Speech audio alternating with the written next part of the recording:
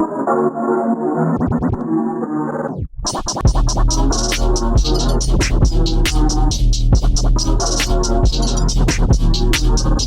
right, guys.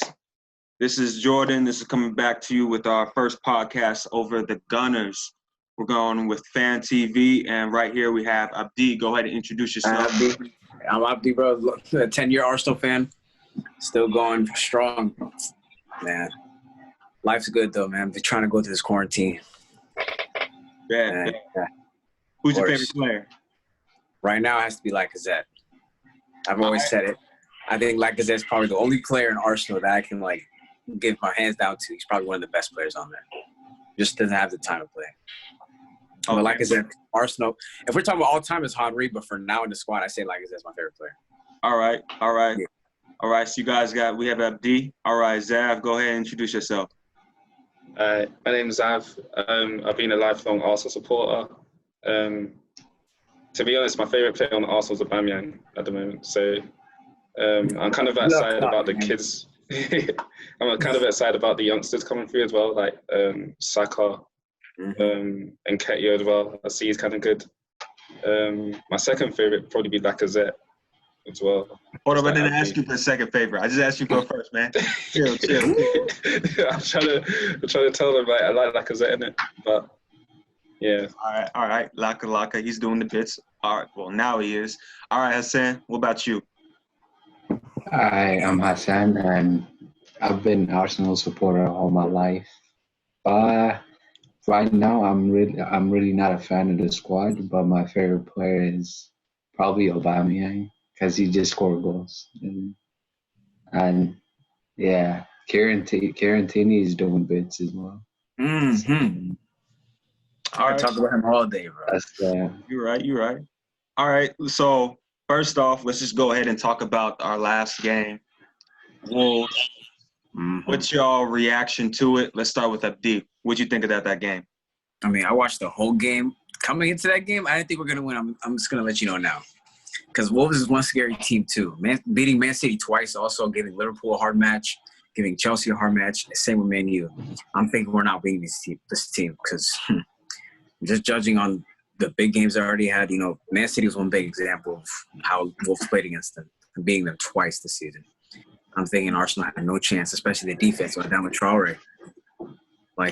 Stopping David Luiz on Adama Traore just seems like it's going to be a ruckus. It's going to be chaos. It's not going to look good. But I'm going to tell you now, we put Adama Traore on lockdown. Kolasinac and Mustafi, they didn't let him do anything. It's probably that first chance in the first 30 seconds of the game. Other than that, Adama Traore couldn't do anything. Yeah, he should have put that away. I'm being fair. He should have done better with that. But all right. Yeah, Martinez, when he came in, Martinez is, man. This guy. Martinez, real quick. He's been doing the bits. He's been doing the bits. He's been doing amazing. 2 clean sheets, 2 in a row, bro.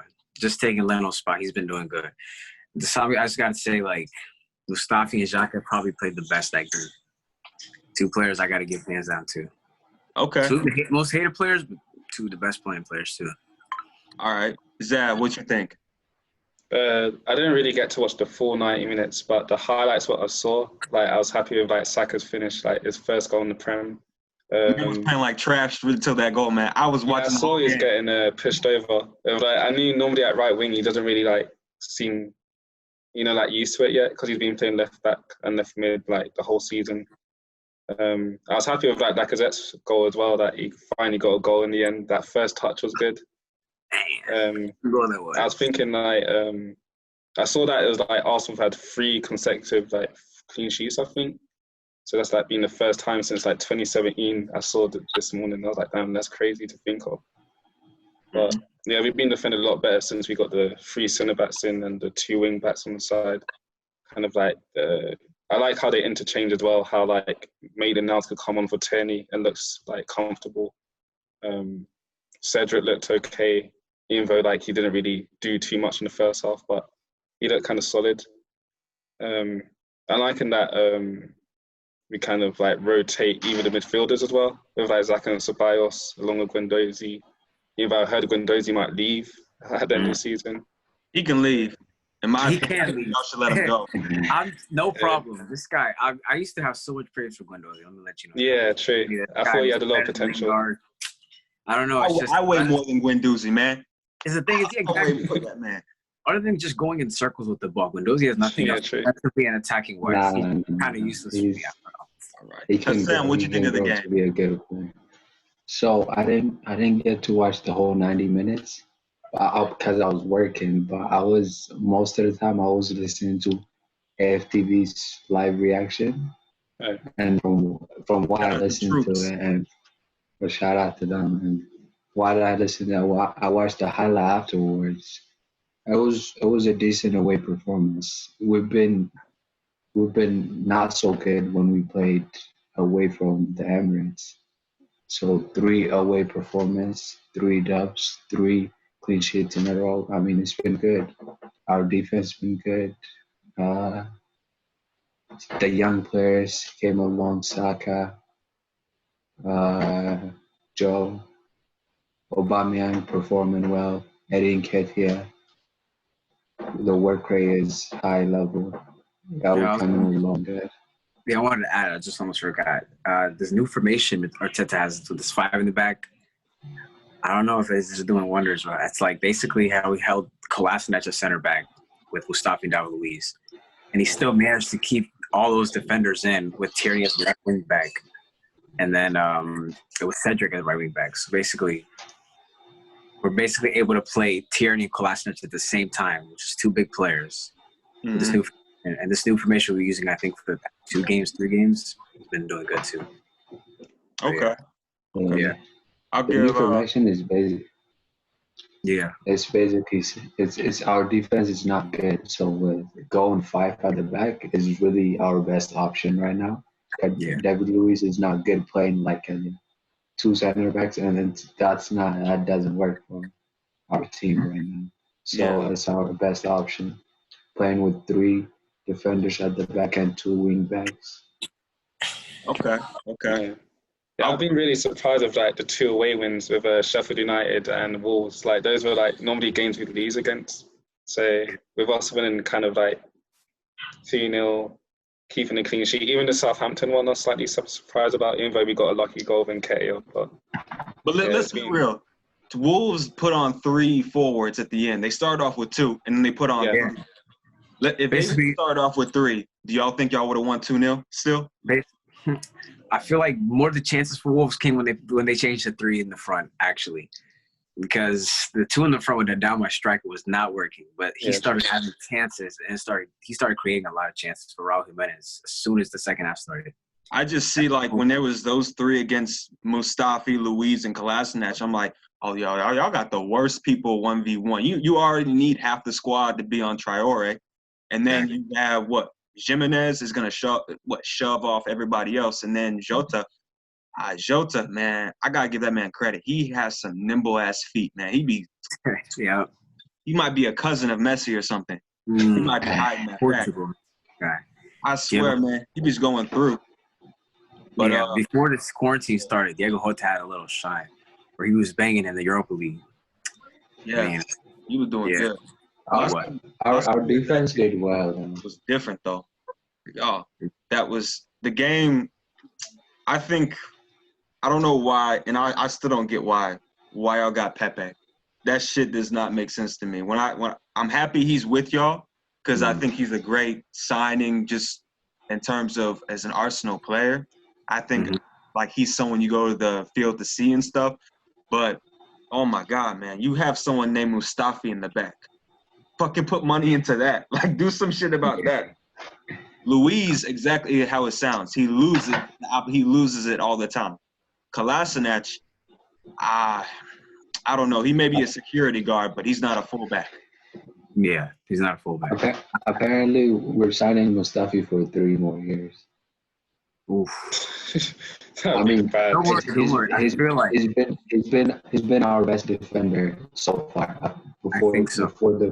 After Arteta came along, he's been our best defender. He's probably the most intimidating center backs. Out of the defenders, he's the most intimidating. The one that actually, just lets the forwards know the guys know how to play with. Other than that, everybody just sees him as weak links. Meanwhile, Kolasinac is the guy that's the scary guy. So I'd say he just adds more intimidation to the back line. So He does, as long as he stays fit. Mm-hmm. I saw a game where he came back into the play after being injured, and then he got injured like 3 minutes after, and I was like, well, Kolasinac, there you go. Go ahead and get that bench. Go ahead and go. So let me go ahead. I'm gonna list off players who what y'all think about them. Should we sell them? Should we keep them? I'm just gonna list off a couple players. Just gonna do some quick firing, and you already know I'm gonna start with Guendouzi. What's y'all think? But get out the club, man. And the exit door is open. You can go on loan, develop yourself, and come back as soon as you get this like idea of what the Premier League is like, because he's not Premier League fit. That's all I gotta say. All right, Zach, what you think? Guendouzi, if we can get like at least over 40 million for him, I'll sell him. But if there's no buyers, then I guess we're stuck with him for another season. I see like his potential in a way of like him being a good kind of like creative player in the midfield. But as a holding midfielder, I don't really see it in terms of like him being able to break up play and stuff. And that's where we play him. So he's not really suited for formation right now in terms of like if you want to push forward as a better team. So I wouldn't really want to keep him in the first 11. Hassan, what you think? I personally want Guendouzi to stay because I've really seen some What you mean? What you mean? Listen to me. I've seen good performance from him. Like he came in the club from French second division team, and he's 19, been performing really well at that age, coming from second division. Imagine 2-3 years from now, he'll be like either we give him on loan or he stays. I don't want to go straight. Okay. All right. I'm just gonna give my quick take on Guendouzi. I would be okay if you guys loaned him out, but I would make sure that when he goes on his plane to wherever the fuck he goes, he has an athletic trainer with him to say, I'm gonna get you about 20 more pounds on you, and we're gonna work on shooting. We're gonna work on dribbling, because if you're talking about someone who can just keep the ball, Ceballos do that for you anyway. Oh yes. And we're gonna get to him. We're gonna get to him in a minute. Oh yes. Trust on that. But Guendouzi, for me, in my opinion, for what y'all should do, if you sell him, I'll be surprised if you get anything more than 30 mil for him, because any other club looking at him is just like, oh, you can carry a ball? Well, shit. Can you do anything else? Nah. Okay. So that's kind of my stance on him. If he goes, it's cool. But if he stays, he definitely needs to get loaned out, or if he just stays with the squad, he should not be starting for like he's like a rotation player at best. And even then, it's scary. Because Lucas Torreira should be over him. Yeah. That's already non-question. But that's my quick take on him. And in a short term, kind of fuck Guendouzi a little bit to me. You know, he can fuck off for me. It's in my opinion. So let's go ahead and talk about this next player. It's gonna divide opinion, but it has to be talked about. Lacazette. Should you sell him? No, absolutely no. From what he did in League One to what he can bring in the Premier League, they just don't give him time. And then Mikel Arteta, he's just, I don't know, scared of the injuries and stuff. So, I mean, that's probably why he's not starting him. He's probably wanting to save him for the big games coming, like Leicester, Man City, Liverpool in the next coming weeks. I mean, not Liverpool. Liverpool. Every game is a big game for Arsenal now. Every game is a big game. Exactly. The thing is, we have to at least clinch Europa League, so we're going to have to try to win all the games and just hope Man U just lose these next couple of games. But, I mean, I don't think we have any chance of Europa, not even Europa this year. Maybe next year, but we should just focus on that big cup now. So, but Lacazette, he should be starting every game. I know he's trying to give Nketiah the time and stuff. That's Mikel Arteta's just mind of, giving the young players their time to play. But I mean, at this point, all the Arsenal fans are kind of more demanding. We want the Lacazette, Aubameyang, and Pepe up top. Mm-hmm. I mean, yeah, for now, I guess he's just gonna move the youngsters around for a little bit. I feel you. Yeah, but I feel Yeah, I feel like he's just saving Lacazette and, Pepe for, the big games coming up, starting tomorrow, and then we have Sunday, and then the FA Cup. So, yeah. All right, I'm gonna hold you to that. Yeah. I'm gonna hold you to that. That lineup better be quite different than next time. Exactly. Mm-hmm. All right, Zach, what you got? With Lacazette, I kind of want him to stay always because he's one of our best players usually. But this season, because he scored 8 goals, I'm thinking, I don't know, if there's anyone who would really spend over 50 million on him, I'd be kind of contemplating if we could take it, just so we could, improve other parts of our team.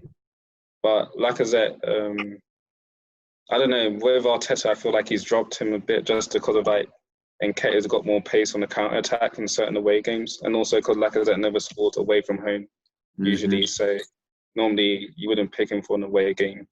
And at home, we kind of since the COVID, I kind of wanted him to score against Norwich just to get his confidence up. So I was happy when he did score against Wolves because his confidence being very low. Yeah, I would say in terms of selling him, I'd only sell him if we get the right money for him. I wouldn't sell him just because you feel like he's not good enough, because he is a good enough striker as proven. It's just we don't really have any creators in the midfield for him because he's more of an in the box striker. Like how Aubameyang's more of a poacher, like you can get any goals from anywhere. But Lacazette's more of a you need someone to feed him inside the box to score. He hardly really scores outside the box really, or he's not a free kick taker or anything like Aubameyang. So all right, yeah, hopefully I'd keep him. Okay, so 2 of you want to keep Laka. All right, what about you, Hassan? What do you think? I can't let go of Laka. He's been our best striker the past 2 years. No way. We can't let go of him. He's this season he's been on and off because he was injured the start of the season. Mm-hmm. And Arteta started Eddie Nketiah over him. He basically took his spot, but he didn't. He hold his head up. He working hard, coming off the bench. Work rate's always high. He showed it the last game too. He scored coming off the bench. Amazing touch. But his striker finish, amazing ball. So we just have to keep working on that. We can't let go. That's what I think. All right. Yeah, he normally does always contribute to our team. Even if you're not scoring, he'd win the penalty against Sheffield United or something. Even if he's not scoring, it feels like he contributes somehow with his hard work for tracking back as well. So that's why I kind of like Lacazette as well. He's not just someone who, if he doesn't score, he doesn't not do anything. You know what I mean? No. Okay, if I had to give my take on it, I wouldn't sell him. Nah, I keep him. I definitely keep him. I don't think I think that he just needs a good run with a good manager. Because how many managers have Arsenal gone through, this season? 3? Not this season. I think it's 2 this season. 2. Yeah. 2. Okay. Yeah. Well, unless you're counting Ljungberg. Are you counting Arteta, Ljungberg, and Emery? I feel like Ljungberg is just kind of he was supposed to be a coach for the youth system, I think, but he just held since Unai Emery left, and we had no manager for the couple of weeks that we. Oh yes, yeah. I'd say 3. Ljungberg had his little style of play. Yeah, true. It was all right, but we couldn't. We kept losing. Yeah, true. We kept drawing all losing, so yeah, it wasn't working out for us. Mm-hmm. Okay. Yeah, I would say you guys should keep Laka. If Aubameyang's there, Laka should be there. That should be the rule. That should pretty much be it for me. For what you guys should do. But, you guys, you're bored. They do certain things that just make me laugh sometimes. I'm not going to lie. But but the next one we're going to have to go over, and I'm real positive about this one. Mustafi. Does he stay or go? Oh, man. I mean, it's not even a question. Nah, man. Nah, he's got to go. He's got to go. He's got to go. He is the epitome of what a weak defender looks like. I would give that same answer you gave, but I don't know. These past couple games, he's showing improvement. But it's like I don't want to give up on him. I would. I'm telling you, if it wasn't for these last 2 games, yes, I'd have that same answer as you. Same opinion. Mustafi, these last 2 games, I feel like he's taking enough beating by the fans now. He's just like, yo, he turned on the switch, and I was starting to see the Valencia Mustafi now. That was a scary Mustafi, yo. But I don't know, man. I think he just needed a little bit of the criticism just to get him fired on. That man is on the ground more than a dog is. Oh, no. Yes. He messes up a lot. I see some stupid mistakes, but it's just like him just being Mustafi, you know. But I mean, just in case we get a super defender, I feel like we should have Mustafi as a super sub. That's it. I don't think he's a starting center back. No, he's not no starting center back. Okay. The thing is, what club would buy him for any type of money? It's just like, I forgot how much we bought him for, but nobody would, if we try to sell him, nobody would buy him. So might as well just keep him as a sub. I mean, started too late. Everybody knows how Mustafi's like. I had such high hopes for you, Abdi. Zab, what do you think?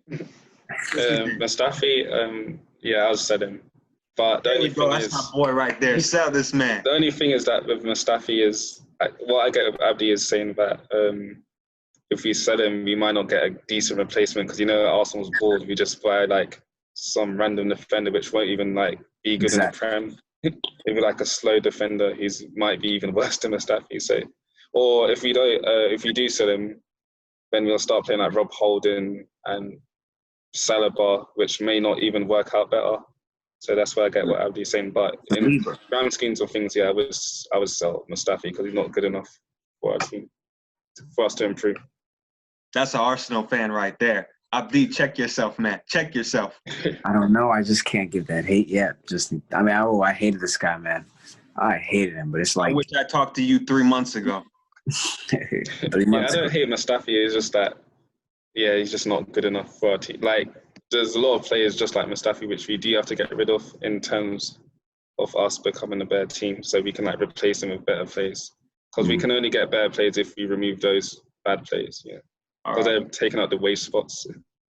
Hassan, what you think? So he's signing 3 years. So personally, I want to keep Mustafi because he's been our best defender since Arteta took over. So I understand he's not good enough, but he's been our best. The guy can defend. Don't get me wrong, he can. He just makes silly, stupid mistakes. That like you play in a high level, and then you can make silly mistakes that could cost you the whole game. But as a defender, he's been our best defender so far.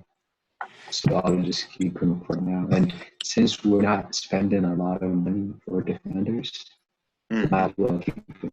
And if we can play long run study as well. He's coming off ACL injury, very nasty.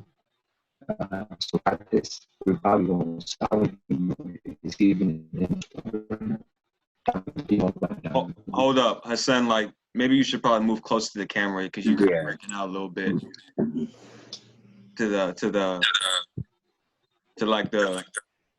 the speaker or something. It's kind of breaking out a bit. Oh, now we can really see that Arsenal kit. What was that? I had to change the camera angle a little bit. So. Yeah, with Mustafi reminds me of like when Liverpool used to have certain players like Skirtle and Agger and those types of defenders where they were okay, but they weren't going to elevate them to like top 4 positions. Or even if they had one good season where they finished like second, it wasn't because they had like, it wasn't because of those defenders. It was really just because of their attack with Suarez and stuff. But you saw what happened to them. They ended up having to get rid of those defenders because they weren't good enough.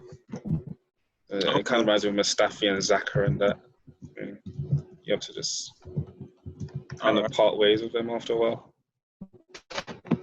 I see. I can understand that. My take on Mustafi, I'd help him pack his bags to leave. If he needed a ride, if he needed a place to stay, hey, I'd be like, hey, I can book you an Uber. You need an Uber or something? I'd open that door. I cook him breakfast in the morning. If he feels at home wherever he's at, I'll do whatever. I need him out because he has no athleticism to him. He's not fast enough to keep up with fast defenders. He's not strong enough to deal with the strong strikers. He's not smart enough to deal with the smart strikers. I mean, when City plays against him, I just think it's just unfair because it's like Mustafi, y'all know about Shaq and a Fool?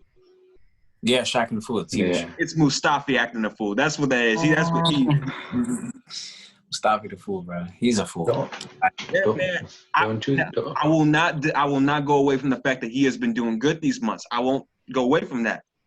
Yeah. But in the future, he is a joke as a center back, in my opinion. This man I don't know how he even played at the highest if I can say Arsenal was at the highest level even then, but I'll just say it is. But exactly. I would say the fact that you guys bought him was a sign of your poor recruitment. I mean, for real, you got some guy who's 6'1", 6 foot, doesn't have that much hops, doesn't have speed, and he slides for no reason. I've never seen a man want to slide on the ground so much to stop a ball. And he doesn't even get it every time. He just slides just for the sake of it. Like this man's the definition of slide into your DMs. He just sliding part right there. I don't understand it. And yes, he's been doing good, but I don't trust him. And if he was my partner, I would rather him get a red card so I can. I would rather defend alone than have him beside me. Yeah. But that's just my take. He can go fuck off, in my opinion. This nigga's done, in my opinion. But wait, don't you think he's our best defender in the team right now? What'd you say? Don't you think he's our best defender in the team right now? Oh yeah, right now. But let's be honest. How high is that bar? You got Luiz, you got Kolasinac, Bellerin. I mean, we're about to go through these players already, but y'all aren't setting the bar high for Arsenal. So when y'all say y'all defensively, you aren't setting the ball high. I still say Aubameyang for you guys. You guys still have probably the best striker in the league, in my opinion, in Aubameyang, because he's still cold-blooded. I've never seen anyone score the amount of goals with that kind of people around him. I mean, it's like Aubameyang, his polar opposite is that Arsenal defense in terms of their defend, and then in terms of they just don't have the same level. But yeah, that's what I meant with like Aubameyang. He's one of those goal poachers. Like he can just find the back of the net through like just a random corner kick or anything like that. Or he puts himself in the right position. Like that Norwich match, he just, kind of like made himself placed in the right position where you get onto a loose ball and score. Well, with like Lacazette's more someone who needs someone to provide for him. So that's what I meant. You see that difference. You see him scoring all these goals, seeing him being the joint top goal scorer, which is crazy. That is crazy. Even though Danny Ings I'm surprised how much goals he scored being at Southampton. I think this is his best season in a long time. After when he got let go by Liverpool. Yeah. You know what's crazy? I bet you Danny Ings' defense is better than Arsenal's. I mean, they have Southampton card. Fresh 9-0 by Leicester. I don't know. Because hold up, the next person we're about to go to is David Luiz. Keep him or sell him? Nah, he already signed, but he gotta go. Okay. Oh, I said already. Oh, wow. You quick to that, huh? Nah, he ate cereal or some shit. Can I tell you, David Luiz gave me so much trauma just this past couple of weeks. After the Man City game. Oh, my God. I knew. He's been a Chelsea reject. First of all, he got let go because he was a reject. There was better center backs to him. So when he joined the club, I was like, just why? I know he's just going to mess it up for us. I know it. I just know it. And then he comes in with that after the whole quarantine. Imagine going 3 months individual training, and I'm looking at his videos, and he's looking sharper than ever. He comes back for that performance. David Luiz, man. And I was watching the game with the Chelsea fan. I mean, when David Luiz conceded, when he caused the goal where Sterling scored that first goal against us, where that's a Champions League winning center back right there. That's a semifinal 2014 World Cup center back right there. And when you know the floor is slick from the rain and the ball's coming to you towards like your knee. You're not going to use your knee to try to, rebound it off. You're going to try to use the inside of your foot to control it and probably or you to clear it. But instead, he just, stood in front of the ball, just let it hit off his thigh and just basically give an assist for Sterling to score that. And then the red card, knowing Mahrez, come on, you don't do that. That was probably the worst performance I've ever seen of a defender. Mahrez, he's probably 128 max, and you got David Luiz, a little bigger guy. You didn't let him go, man. You probably he could have missed because his Leno would go too. Instead, he just tried to tussle with this guy. Of course, Mahrez is going to fly off now. So you think we should loan him out? He's already at a retirement age. He's basically just – he's extinct. He has no ability anymore. He's extinct, basically. I don't think he's worthy of Premier League football anymore. All right. You go back to Brazil just like Daniel Alves and just have fun, with the Brazilian kids over there. But not Premier League, no more. Oh, damn. David Luiz got in your feelings, huh? Damn. Man, I knew this guy was a fraud, right? Fraudulent being, man, this guy. All right, Zev, what you think? Yeah, I wouldn't want to keep him at all. I was surprised that we was actually going to keep him for one more year. Because I thought after that performance against Man City, I thought they would have seen that he's not good enough for a team. But I guess with Eddie, I think Eddie's in charge of like some sort of transfer deals and stuff. So because Eddie's Brazilian, I see that a lot of like the Brazilians we're signing, Martinelli and Mari from the Brazilian league. So I guess there's a connection between them two. So I could kind of understand why he would put in a word for David Luiz to get a contract as well again for one more year. Call up Edu and say reaffirm that connection because that was a bullshit signing right there. I mean, yeah, David Luiz, he has some experience, but we've seen that he's given away a lot of like points for us. Like even against Liverpool, I think did he tug back Salah or something and get sent off in the beginning of the season or something like that. What was it? Chelsea, Liverpool, and City. Yeah, all in the big games. He's setting records. I hope he don't do nothing against Tottenham. He got a hat trick of fuck ups against the top six. Yeah, I'm just thinking. I wouldn't keep him. Yeah. I don't have kept him, but it is what it is. You got to keep him for one more year. Okay, so everybody's clear on David Luiz going out. I'll give my take on it real quick. David Luiz seems like that.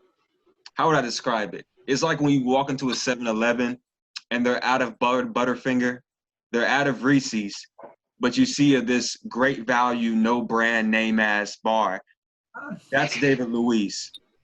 That's what he was. So when y'all got him, I was like, really? There was no youngster you could have promoted. There's no championship player you could have stole, smuggled through the airport. Even an 18-year-old kid maybe could have done better because, I mean, people say because of the experience. I'm like, yo, that must be a different kind of experience because he's having a whole lot of new experiences out here. At Arsenal, he's just doing a whole bunch of mess. Him and Mustafi are, bro, they're a whole different – they're a comedic duo. Watching them two defend is like watching – The only quality I see in David Luiz is his passing. Like, able to, with that back three now, he's almost like a midfielder. He's got good technical ability. I remember he even did a really good assist for Aubameyang in the Everton match where he did like that through ball with his left foot on the ground. So he's good at that. Yeah, that's his strengths. But defensive-wise, you can see where he's lost a lot of pace. So. I think the moment was over for him when he got megged by Suarez in 2015. PSG. And that treble season, when he got megged like that and done dirty, I was like, you know what? That's good. You can call it a day, David. You don't have to do anything more. You can sit down. You can go ahead, go back to Brazil. You're not a defender, man. And that free kick that you got and when the 2014 World Cup that he scored, that is the greatest moment of his life. But that's all. That's all. He was finished after the Brazil 7-1 game, to be honest. Oh, man. That's 7-1, bro. I got a client who's Brazilian who I'm training right now. I don't even bring that shit up because I know it's about to take him to another place. I don't even want to play their lives, man. I felt for them. As a professional, that's embarrassing. as a professional defender that been through everything, how the fuck do you manage to get a red card, concede a penalty, get an assist to the opposite team in 25 minutes, bro? It's just that. Oh, yeah, true. doesn't Yeah, make how any do you do sense. that? We forget this guy It's won. almost like he was paid to do that. We forget this guy won the Champions League with Chelsea. Like he didn't do much during that. Like All that right. He won it like Mustafi won a World Cup. Basically. But I mean, Yeah, let's be honest. We can't just be giving out these awards to people like, they're a World Cup winner. That's great. But like that Pavard kid is like he's not doing as good as he was before. I don't rate him that highly. I think he did good because he was on a great French team. When you got Pogba, Conte, Sporting Cap, all them people, you had Varane behind you, bro. I could have been in that. I could have been the keeper, and they still would have won. Nah, Bro, I'm he like did his part. 5'7". He was the main piece. He was the right back. He did his part. He scored a goal. He did his part, but he wasn't like the overall piece. Like if he got injured, it wasn't like, oh shit, Pavard's off. Well, damn, we might not win this game. Nah, nigga, just put on anyone else. I agree with that. All right, so let's go on to our next one. Kolasinac. Yeah, I'm hitting at this defense because y'all know this has to be happening. So Kolasinac, what you think? Zav, you're the first one on my screen right now, so let's go ahead. Kolasinac, I'd let him go. To be honest, like he's one of those guys where I wouldn't really keep. There's not much Arsenal players I'd keep. To be honest, the only Arsenal players I'd keep is what's so funny about Aubameyang, Lacazette, I thought you might fight for him, but you ain't fighting for Kolasinac at all. I mean, most of them I'd sell. Like, to be honest, the only reason why you can't sell everyone is obviously you can't sell the whole team. But if I had the choice, the only players I'd keep is Aubameyang, Lacazette, Pepe, Tierney, Leno, and the kids like Maitland-Niles, Willock, Reece. How about Xhaka?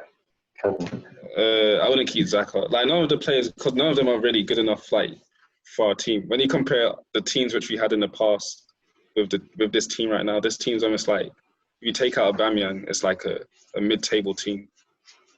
Like it's one of those teams which you wouldn't really get into the top six. It would be a struggle to get in top six.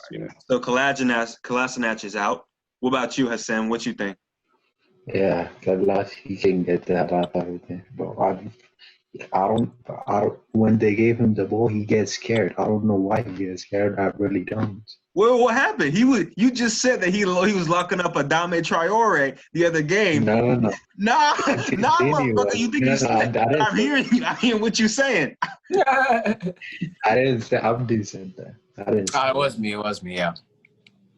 It was you? It was me. There we go. That's what it was. I was like, man, I know somebody said something about one of the best center backs are locking up, and I'm like, not the best center back. One of the best. He did a great job. He did a great job. But we have Tierney now. We really don't need it. Going forward, defending, Tierney's a much better player. Kalas, I don't know. Like he can't defend, to be honest. He's average going forward too. He got body, but that's about it. He was good when he looked like he does deadlifts with Shaqiri. Yeah, he be deadlift within the gym. It's like, hey, Jaden, let's wake up and let's go ahead and deadlift. Nah, we don't need to lose no weight. We good. Mm-hmm. Let's just keep going. Bro, they compensating. That's what I think they doing. Of course. Yeah, but Kolasinac basically attacking-wise is probably the worst fullback I've ever seen. One reason why the game that made me think like Kolasinac was basically utter useless was the Europa League final. He started at left back and he couldn't complete one cross. I don't know if you remember that. I didn't even see the game, but I knew Chelsea was going to win. That game. I mean, that was just – that was last year. But still, it was worst left back I've ever seen. It was – no.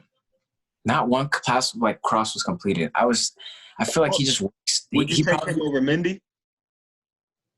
Which Mendy? Okay, the city Mendy. City Mendy. No, I would take City Mendy over him. But City Mendy is one of the best left back in the league. he's one of the best because he offers like an attacking and defensive,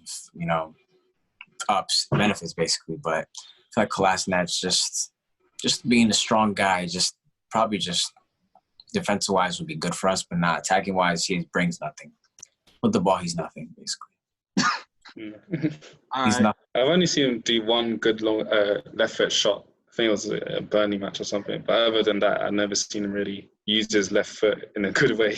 Like he's got a lot of like power on it, but he doesn't really use it much. I don't see like good crosses or like even good shots on goals. I'm like, damn, what's this like? Why are you like hiding that left foot? It's like every time he crosses, it's like a weak cross, like like kind of like a pass straight to like the first defender. Like what the hell? Okay, so y'all all saying Kolasinac out. I feel the same way. I don't know why y'all bought him. Once again, your recruitment is it's shit. He's like a free signing, so I never understood it. How much did y'all sign him for? He is free, like a free signing. Oh my god! From Schalke. He was at Schalke. He was a decent defender too. The Bundesliga. You don't got to be that different. I mean, you lose against Bayern. You pretty much lose against Dortmund probably, but everybody else ain't really putting no damage on you back then. So, I mean, if he came for free, my God, he came for free. Yeah, oh my goodness, that says it all right there. Kolasinac, man, how do I describe this man? He's that guy where if he has a kid, if I was his child and he came home, I'd be roasting his ass at the dinner table. I'd be like, how did you roast him? Because I'll be seeing like, Dad, how are you on TV skating around the field? Mahrez putting you down on your knees and everything. I just don't see how he got there. I just don't understand how he even plays. I think he could be a great, I think he could be a great football player. But when I see him defend, I have no faith in him. I don't care if he's going up against Sterling. Hey, Johnny, you didn't have to roast him like that, man. You didn't have to roast him. Violating him. Because he's useless. He's useless, bro. He said that he could be a good MMA fighter. Looking so depressed. As soon as I brought up Kolasinac, Luiz, and Mustafi, your head was dipping. Like, oh, man, I can't believe he brought up them motherfuckers. Oh, damn. Like I brought up your ex or something. Real talk, he was one of the best players in Germany. And there this motherfucker go. No, listen. When we first got him, he was really good under Arsene Wenger. Because when we got him from Schalke, he was actually in the team of the season, the previous Bundesliga. He was actually good. But every time, also when it comes to Mustafi from Valencia, he was amazing. But we bought him, he stayed 1-2 years. He turned shit. I don't know what they do. Premier League football is no joke. That's the thing. It's the real test. That's where all the competition is. That's why I feel. Think about it. And also because Arsenal's a big team. Actually, well, hold up. Like, think about the greatest fullbacks. Whenever they've come to the Premier League, like Ashley Cole. Let's just give him right there. He could attack and defend. Kolasinac could only attack when he was at Schalke and defend barely. Really, he wasn't even that great defending wise. So when you come to the Premier League, you can't come in and be like, pop up the first day and be like, you know what, I'm gonna keep attacking and stuff. I don't need to defend. My team got me. I'm like, nah, son, you going up against Salah, Mane, Mahrez, Sane. Well, not anymore, Sane. But you're going up against all these players. When you go to the Premier League, you can't expect to be doing a half-assed job. You got to be able to defend and attack, which is why I'm not surprised that Bellerin doesn't do good anymore. And he's the next one up anyway. But Kolasinac ain't no surprise anyway. And matter of fact, let's go ahead and hop into Bellerin because those two in the same fucking boat in my opinion. Now, let's pay our respects to Bellerin, the fact that he's gotten some very tough injuries, some very serious injuries. But at the end of the day, I need a win. And I need a fullback who can run up and down and prepare. I've never seen if I was Pepe, I would hate to have Bellerin on my side because he just doesn't do anything for me. I'm like, how do you just sit back there and just be? I know people in their grave who are more useful than you, man. Like, come on, man. Like, you're not overlapping. You're not doing anything. You might as well be on the bench. I might as well call Kolasinac over to switch sides.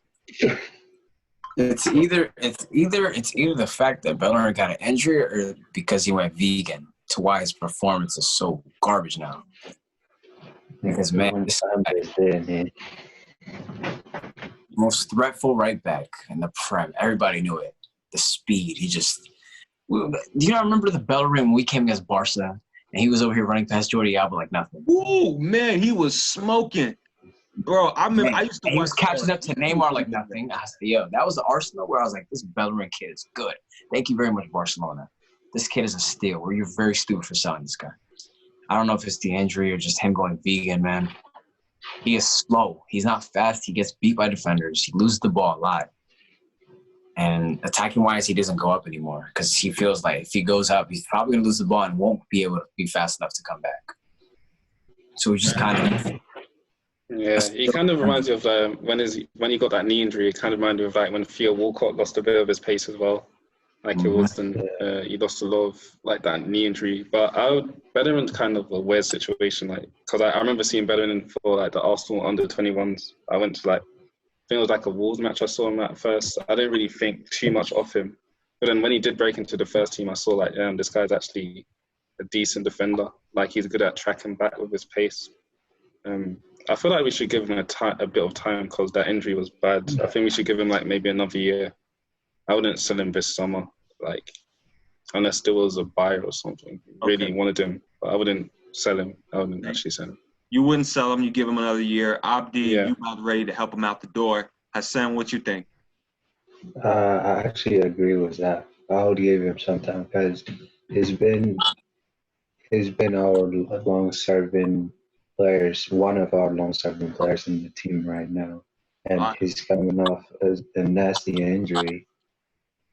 It's like, think about it, ACL. It's like a career-ending injury. People don't come back. Like they're not the same after this injury. And he's actually doing his best. He's one of the leaders in the team. I understand that he lost his pace. He's not tracking back. He's not the same. I get all that. But he's still, for example, take the Wolves game. Suarez played most of the game. When he got subbed, he actually did really well. He was breaking down the place, defending well, helping the defenders, helping the attacking players. So I'll probably keep him for now. Okay.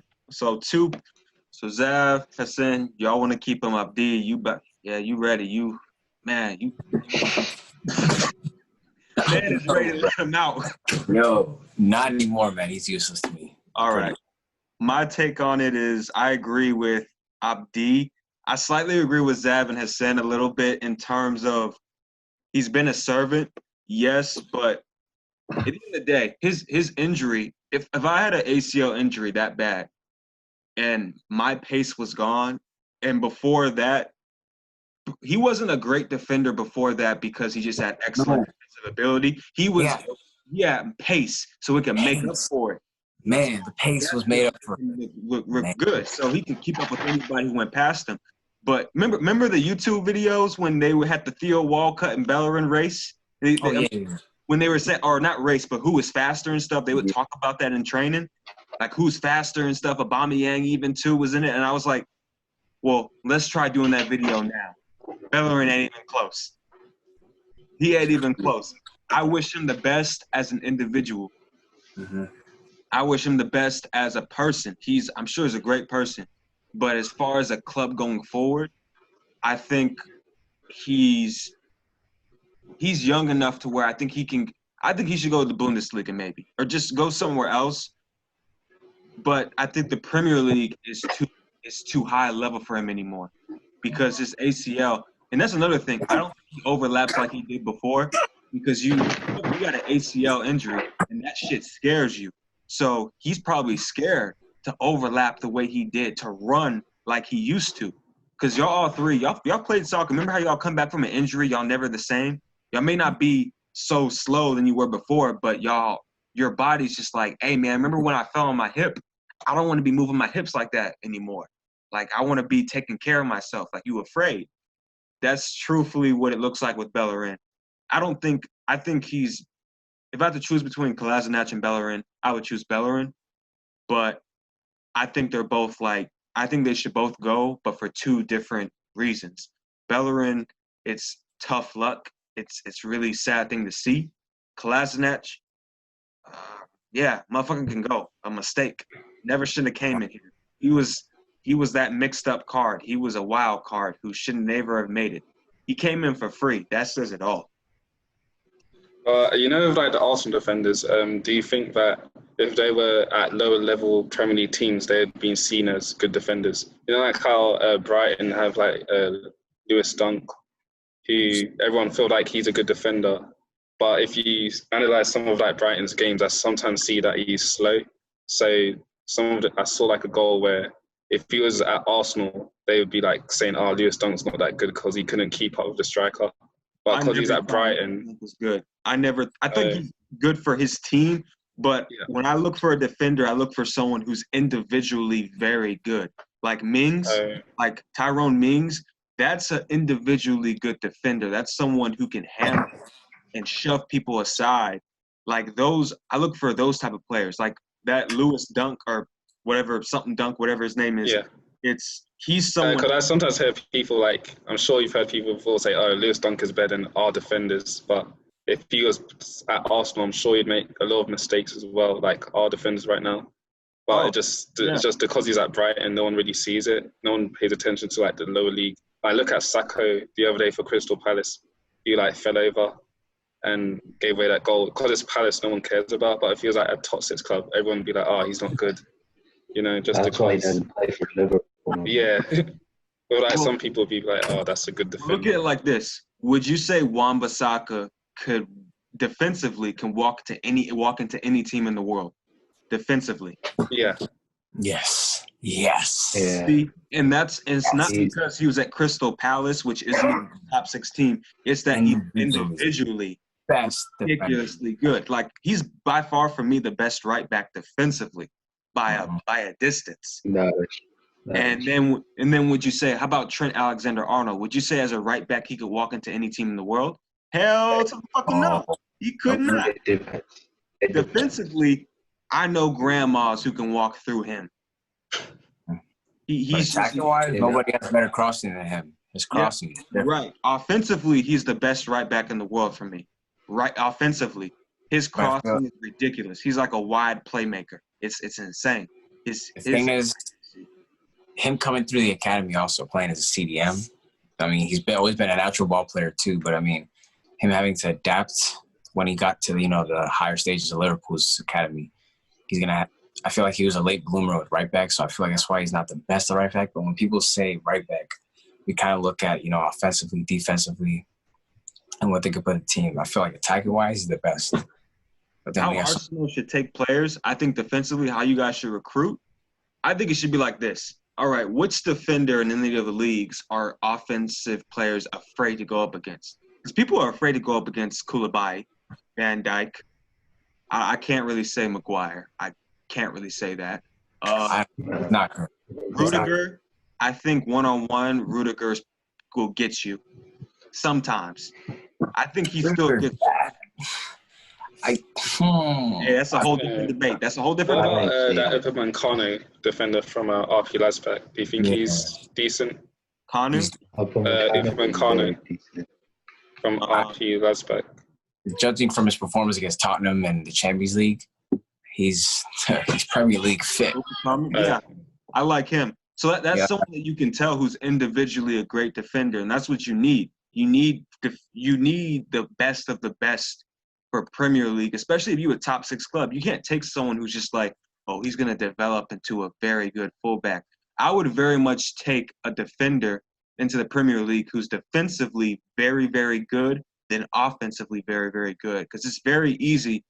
It's easier to teach someone how to be an offensive threat as a fullback than it is to be defensive. Defenders, have that innate ability to defend. They know they have that amazing anticipation. You know, Van Dijk, that man, ridiculous. I mean, you can't teach what he has. You can't just say, oh, you should play like Van Dijk. Nah, Van Dijk plays like Van Dijk. He's his own. VVD is his own kind of person. Yeah. You don't. So you'd rather Wan-Bissaka in your team than Trent? Yeah. Saying. If I had to take any, I would take Wan-Bissaka because he could walk into any team. Trent can't walk into any team. He can walk into many, but not any team. Yeah. It's just true. That's truthfully why when you guys were trying to get Zaha, I was like, bruh, why don't you get Wan-Bissaka? Because I saw him earlier at Crystal Palace, and I was like, y'all see this guy with, like, daddy long legs and stuff, snatching the ball from everybody? And this is against, like, I was watching him at games against, like, City players. Y'all remember when he clamped up Sterling? That was great. He clamped up Sterling more than I've ever seen. I've never seen Sterling. Sterling already run like he goofy, but he looked like a total bitch that afternoon. Yeah. Like, he took him down. And not only that, Wan-Bissaka, what is he, 6'1"? Not even. He's probably 5'11", 5'10", I think. But he got hops to him, too.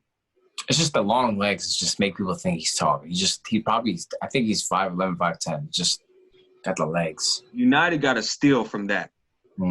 That's why I say United, I think they have one of the best defenses in the league. They could almost have the best if they get another center back and maybe another fullback. But Luke Shaw's doing all right, so I'll let him have his moment. But Wan-Bissaka, they secured the best right back potentially in the world. Yeah. So that's a great steal. And you guys bought Pepe. Yeah, y'all bought Pepe. You know, as we talked about it, Premier League is one of the hardest league in the world. Yeah. So he can't just fit in. Like, he was doing all the mad stuff in France, doing all types. He's still shown us some glimpse of that. But he can't be his full self right now. He needs a little bit of time. And he got confidence now. He's scoring goals. Remember when he played that FA Cup game and Ainsley was behind him? Mm-hmm. Our attack was going in his side because Ainsley knows how to play with him. Well, I'm not disrespecting that. Pepe, I think, is a great attacking player. I think he is. I think he's going to be a great Premier League player. I have no doubt about that. I have a problem that you guys spent so much on a player like that when you could have gotten Ziyech for what, 30, 35 mil, and you could have actually gotten another defender. You could have gotten another left back. You could have gotten a center back. You could have gotten a right back. I mean, y'all, I don't know what it is. I don't know how many L's you have to take to realize you're bored, to realize that maybe we should go for a defender. Maybe we should actually put some money into a good defender. But Wan-Bissaka's been snatched up. Lucas Digne at Everton, he's an underrated left back. He's very good in my opinion, Lucas Digne. And y'all all nodding your head because y'all all three know it. Y'all all three know it. Lucas be doing well. Yep, he's good. Right. You have a center back like Van Dijk go to Liverpool when he was at Southampton. You have Tyrone Mings right now, who I hope y'all snatch, or maybe get Ake from Bournemouth, or get a defender from Bournemouth. Mm-hmm. And we were thinking about getting him, actually. I heard rumors. Yo, I'm tired of these rumors. Y'all need to be snatching up these defenders like it's illegal. Yeah, I heard about we might get Thomas Partey as well, but hopefully, that'd be a good deal. He's an amazing midfielder, in my opinion. I think he's underrated. I think Partey is really, really good. And if y'all get him, he'd actually be that signing that I can say that you guys have a world-class midfielder, a potential world-class midfielder. Because he can defend. Do you think he's going to leave Atletico, a top team like Atletico, to actually join? He wants to. He said Arsenal is his favorite team and he wants to join. Even his dad said it. That's one of Diego Simeone's biggest players, too. That's his key players in that one squad. I don't know. You know what, Abdi? You know what? What? When Atletico gets close enough to win the title, man, how long has it been since they've won the title? 2014? Nah, they didn't even win 2014. They got the final, but they didn't win. They ain't won the Champions League in a long time. No, I mean the league. The league. Oh, yeah, 2014. Yeah, 2014. So Yeah. it's been that long, 6 years. And PARTEY, what is Atletico? What place are they in right now? Third? And they're still points off of Barcelona Real. They're not catching them. If I was PARTEY, I mean, he could potentially stay, but if he leaves, I wouldn't be surprised if he goes to Arsenal. If he does, I think that's a good signing. That's a good signing. But still, the first thing y'all should be addressing is that defense, right back and left back wise. Well, not left back wise, right back wise. Because Saliba, that is a good signing too. It's just a shame that, you've had to wait a whole season for him. And, it's been a long wait. I ain't even going to lie. I ain't going to front with y'all. It's been a long wait for y'all to be. For Saliba, it's actually a good signing. But let's go up to another center back who actually performed pretty good at certain time during the season, but he dropped off. Socrates. What y'all think about him? I love him.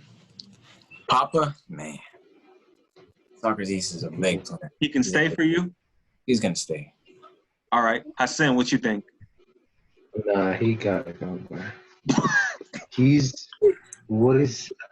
Abdi, do you even know he's in the squad right now? I don't think He's injured. He's injured, yeah. He's not injured. He's on the bench, but Holding starts before him, and Holding is coming off of an ACL injury. Like, think about it. When you think about that, you'll be like, oh, Arteta didn't include it. Arteta's building like a future, like, title-winning contender. Like, you know what I'm saying? How old is Socrates? 30 what? Like, 31, 32. Yeah, old. He's finished. Like, we really don't need him. Imagine giving him 2 years. If we're going to give a contract for these players, how are we going to buy players? We still got Ozil with $350K a week salary. Like, hey, that was your David Luiz kind of signing. He's better than David Luiz.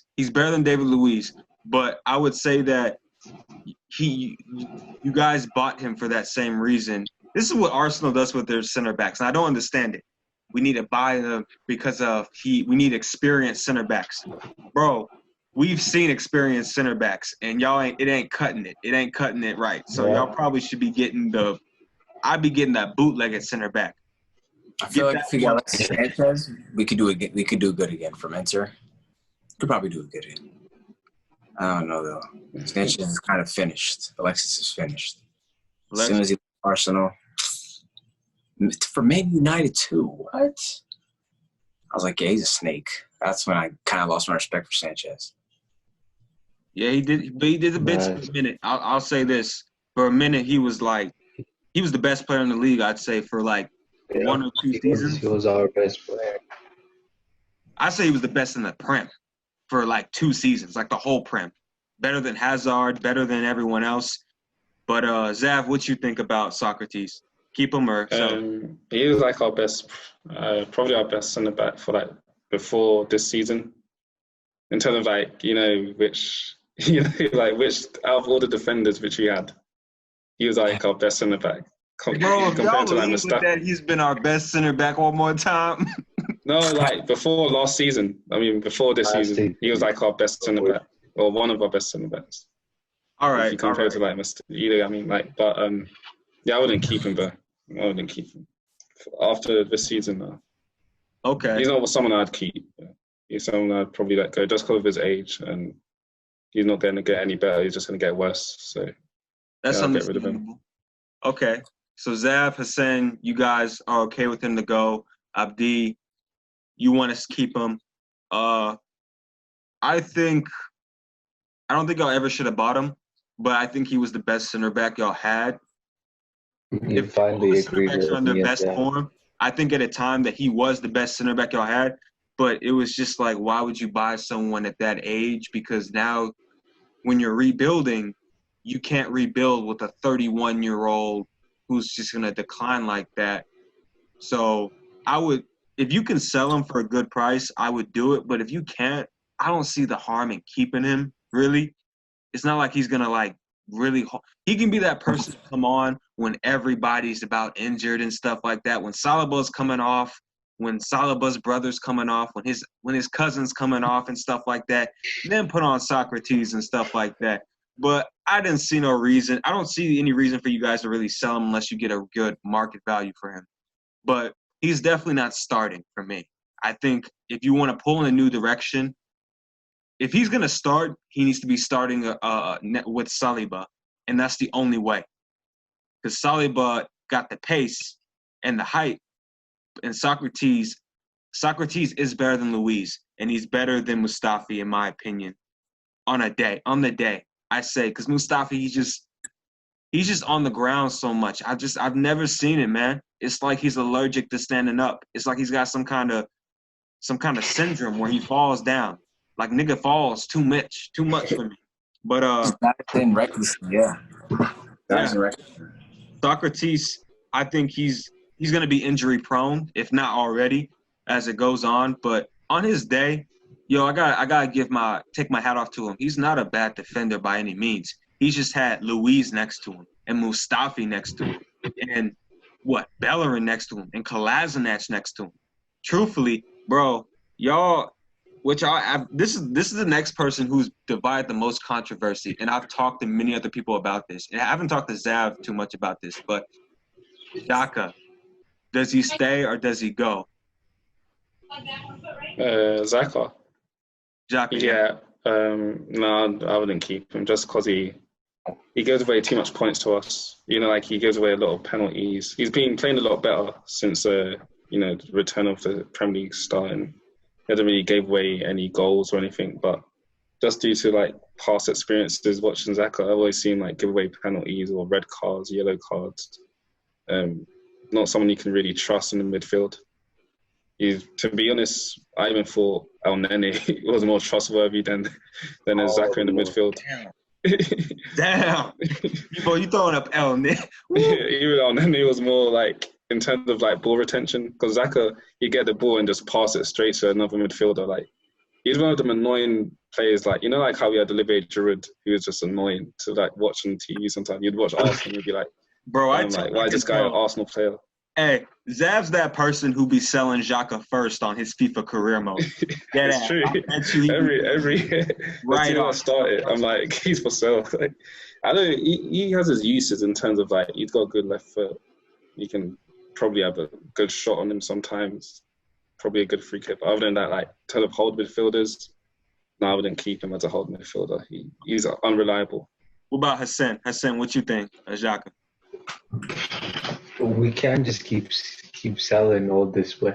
I understand the players are not good enough for the team, but we gotta keep Xhaka. He's been our best player after this lockdown. If you remember the City game, he got injured, and then they broke us down. The next game, Brighton, he was injured. Look like Brighton away. We supposed to win that game. We lost because nobody was in the middle. It's like they broke us down. But he came back. He was actually defending well, breaking down plays. He's been our best player since lockdown. So him, and if we potentially got Thomas from Atletico, the partnership, that's what I'm thinking right now. So okay, I'll say we're going to keep him. Abdi, what you think? Since the lockdown, yes, he's been doing good. But before that, my opinion on him was the door. He's out, bro. This guy. After what he did at Tottenham and he gave away the penalty on Son, it's just reckless defending. I mean, growing up on just seeing Alex Song just feeding Van Persie the balls, man. And it's like the standards are so high for the midfield for Arsenal. It's just now with Xhaka, he doesn't make up for it. But I mean, since lockdown, yeah, he's been doing good. I mean, he was one of the reasons why Man City just went through us like butter. That's the reason why they break this, because Xhaka actually does a good job of holding the line in midfield. He does get the ball off his feet. He has a left foot, just the plays and stuff. Because I mean, we bought him because he was a ball playing midfielder from Hondu, because in the Bundesliga he was tearing it up back then. I mean, So you keep him? I keep him, yes, but he's not convincing. He's just, of course, I'm going to demand more, but he's just not convincing. Okay. But I'd hold him. I'd hold him. Super sub, maybe. Maybe we get a world-class Partey or something. Just hold him super sub. I feel like he would work well with Partey. I mean, him with Torreira is already good. I'm not gonna hold you. That those two actually play good together. But All right. I feel you. I can see that. Okay, so Zav, you say fuck Xhaka, Hassan, Abdi, y'all with them. My opinion on it, I'd keep him. keep him. He wouldn't be. He may not be like a starter because if Partey comes, most definitely I'll probably be dropping Xhaka. But defensively, I've never seen anyone just be that bad at tackling. He goes for a scissor tackle every time. And to be honest, if he scissor tackled me and he didn't break my leg or something, we probably fight because that's too much. That's too much because he's not even. He'll be arguing with the referee like I clearly got the ball. I'm like, you understand how football works, right? Understand the laws, Xhaka. Like you understand that a scissor tackle is a scissor tackle. I don't know what you did in the Bundesliga, but trust me, hombre, like this ain't the league for to be doing that. Like even at least when Roy Keane would go for those deadly tackles, he meant it. Like that was meant and that was dirty. Xhaka's doing the best he can and still fucking up with his tackles. I'd still keep him though, just as a sub, just because I think Hassan's right. You can't sell all these guys, and I think you got to keep Xhaka just for that person that you need someone who can play a ball or like dictate tempo a little bit. But defensively, I don't count on him at all. I think if he was ever one-on-one with Mahrez, with Sterling, with any player who can dribble the ball slightly, he's done. I think it's over with. And God forbid that Traore ever looks him in the eye, because then it's truthfully over. He might as well get on his knees and say, all right, so when you want me to start? Like, he might as well. Because I think Xhaka defensively isn't good, but if you guys get Partey, then I can see Partey, Torreira, and Ceballos in the midfield. I trust those three. Or if it's just two. Partey is like kind of the equivalent of two people because he does the bits and stuff like that. I like that and stuff about him. But Xhaka, I'd keep him. The last person we got to talk about selling. And y'all know who it is. Starts with an O, ends with an L. Your main man, your playmaker, your 31-year-old, the one on the most ridiculous contract I've ever seen before I saw today. There's a QB, I don't know if y'all saw today, a QB who became the richest QB in history, $400 million. I don't know if y'all saw it. Yeah. Who's that QB? Patrick Mahomes. I heard about that. Super Bowl winner, yeah. That man making bank. He's not like Ozil. He ain't a fraud. He deserves it.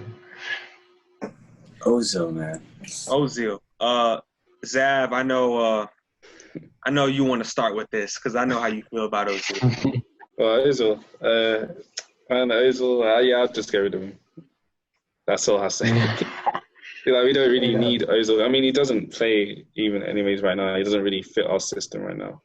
I used to see his use when him and Sanchez used to combine together. Those two were good.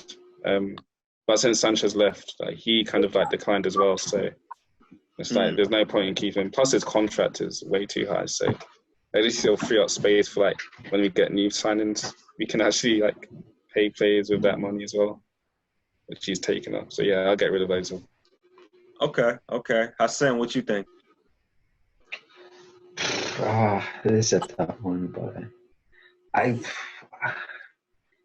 want to keep him, but I don't at the same time. I don't know, actually, if we can get good money for Ozil, I don't think we can. But if we can, go ahead and sell him. If we actually can get young, Aston Villa is going down. If we could get Jack Grealish, go ahead and sell him. You know what I mean? Or if we can get like, you know what I mean? Todd. If we can get Norwich is going down. If we can get Todd Cantwell, go ahead and sell them, those young players. But the thing is, we sell players, we don't replace them. You know what I mean? We Yeah. sell Ox, we don't replace it. We sold it. Like, if we can replace him, they can go ahead and sell him. But if we don't, we might. I know he's in a ridiculous contract right now, but we might as well keep him for 1 year. He got one more year left. I That's knew it what was I going to be think. one of you. One of you were going to be like Ozil sweetheart a little bit. I didn't know it was going to be you. I thought it might be a B. Nah, I would keep Ozil. I've trusted him. I do. Ozil? No. He was my favorite players. Ozil's that guy. Because when we signed him from Madrid, before he became an Arsenal, this guy was probably one of the best players I've ever seen, like at the world at that time. So when we got him, I was like, yo, Arsenal, we're winning everything. He had the little couple seasons where he was on fire. And then the laziness started to hit. I don't know what it is.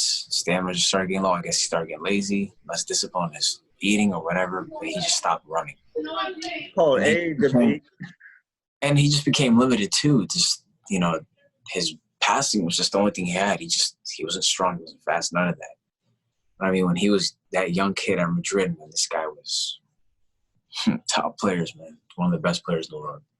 Linking up with Ronaldo, Di Maria, Benzema, Khedira, Xabi Alonso, man. He was in that team, man, this guy. Then laziness started to hit. Premier League football started to take a toll on his body. Lazy started to hit, but I mean, he's still a big game player. I'm not gonna say he's not. He's just right now. I would, of course, place Ceballos over him, but I still have hope in Ozil. He's gonna be that veteran. Okay. So Zav, you ready to let him go? Hassan Abdi, y'all want to keep him? Hassan, you just want to keep him because, yeah, just might as well. Abdi, that's your boy, I guess. Ozil's your boy. All right, my Ozil. Oh wait, did Hassan leave? Oh, he has to leave? I don't know. Something happened. Oh. Well, he's probably has some brothers or sisters or some shit. But Ozil, I've never seen – see, Messi's the only player for me who doesn't need to walk back and defend because it's Messi. When you rack up 30, 40 goals a season, you can take a piss while we're playing the game. I don't care.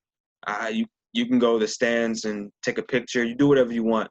But Ozil is the only person who kind of matches Messi's laziness, but he can't back it up.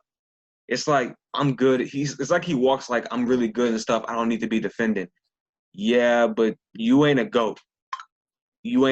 So you should probably be running around more and doing more.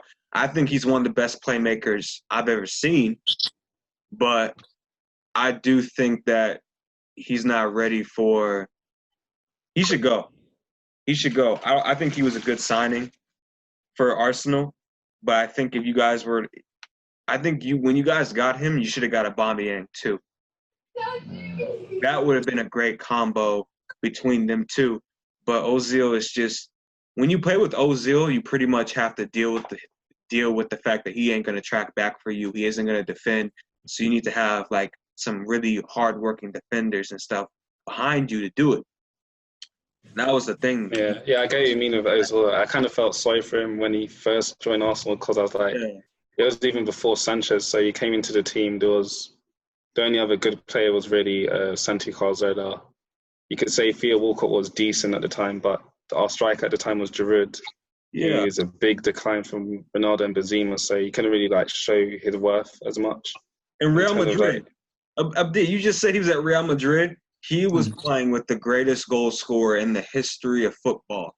I could pass Ronaldo about 4 or 5 shitty passes, he'll score 6 of them. Like I'm not saying he's any less of a playmaker in terms of his ability, but my brother right here, he doesn't really play soccer like that. He's pretty good if you really want to go one-on-one with him. You could put him on a team with Ronaldo, and he probably rack up 20 assists a season because it's Ronaldo. So exactly. You can't really say, oh, he's an amazing playmaker. a great playmaker, but in the Premier League, here's someone you compare him with who's actually a great comparison: De Bruyne and Ozil. What are the opposites between them? De Bruyne will actually shoot on you. De Bruyne will run at you. Yeah. And Ozil, he'll just pass the ball. That's all he'll do. Yeah. I would love for him to put the ball, shoot the ball once in a while and stuff like that. Like, can you not do it? You're 30 years old. I thought that would have been a part of your game by now. Is it something you struggled with when you were a child? Man, Ozil's just never been that shooter, He's just been that.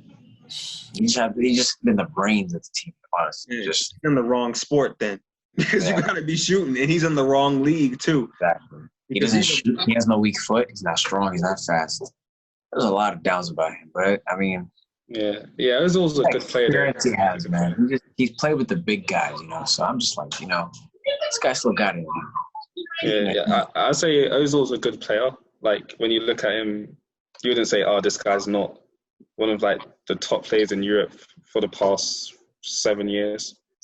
Like he's one of those midfielders. Even saw Pogba doing the 2016 Euros. Like he wanted to trade shirts of Ozil because he's like, "Damn, this guy's one of like the best centre attacking mids in the game."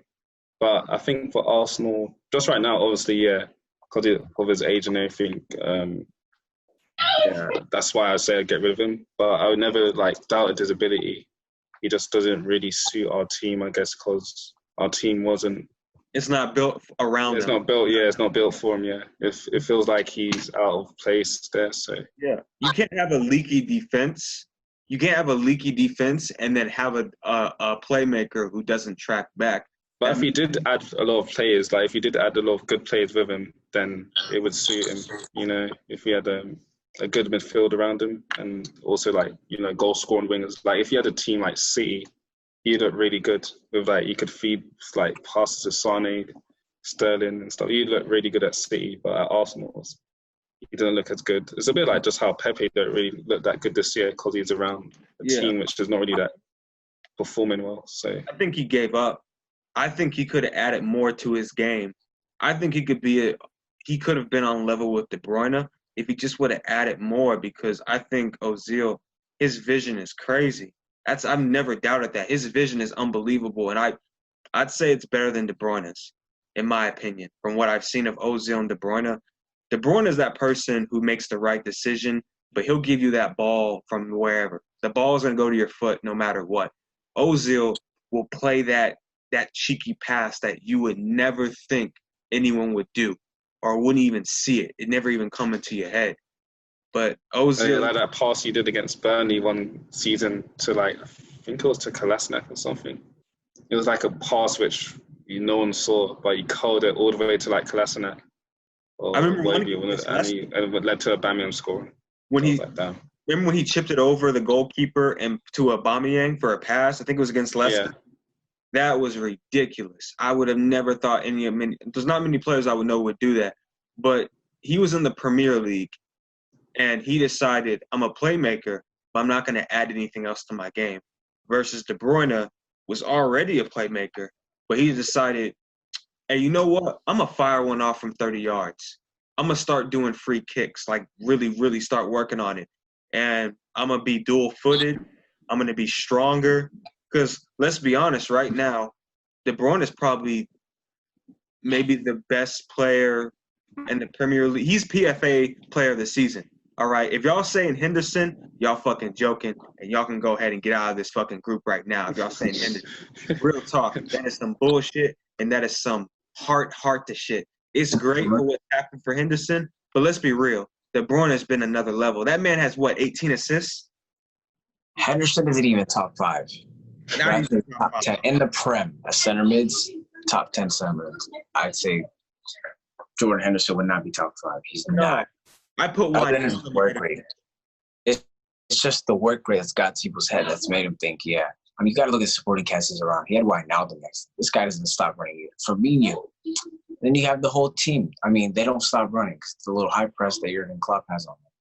Once they lose the ball, they're stepping on you. Firmino, he drops back like a center mid too. Jordan Henderson's just there with the captain there. So, I mean, he's a heart. I'll give you this. He is a very good leader in that regard, but it's I don't know. How many points are City behind Liverpool? 24, 26? I don't know. Something with the 20 in it. You're around 20, yeah. And De Bruyne still has the most assists. That's PFA of the season right there. That's player of the season worthy. The fact that your team is doing so bad, you're going to get the individual award because you as an individual have been fantastic. That's like Aubameyang getting the PFA. If Aubameyang, did he ever get it? PFA player of the season? Okay, but I could see him getting it. I could see him getting it because it's like, for what Aubameyang did for Arsenal is what De Bruyne has done for City this year. And look at the other players around Arsenal that Aubameyang had versus the players that De Bruyne had around him.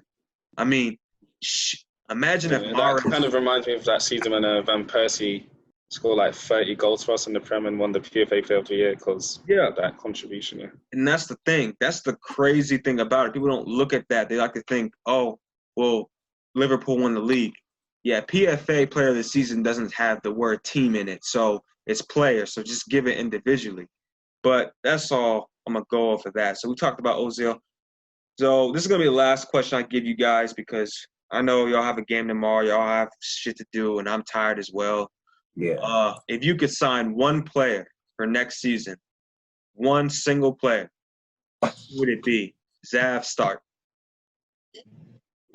What's he? Probably Partey. It'd have to be Partey. I need. All right. Yeah, I'll say. Hassan, it has to be realistic. I feel like you're gonna say some shit. I don't know. I feel like you're gonna say some shit. You gotta be realistic. I'm gonna have to go with Upamecano at center back. He's very young, 21 years old. Teaming up with Saliba, that's going to be a good center back partnership. So I'll go for Upamecano. Connor, okay, yeah, I can do that. What about you? I don't know if this is a little too big or make a little controversy, but I'd say Varane. I would get Varane.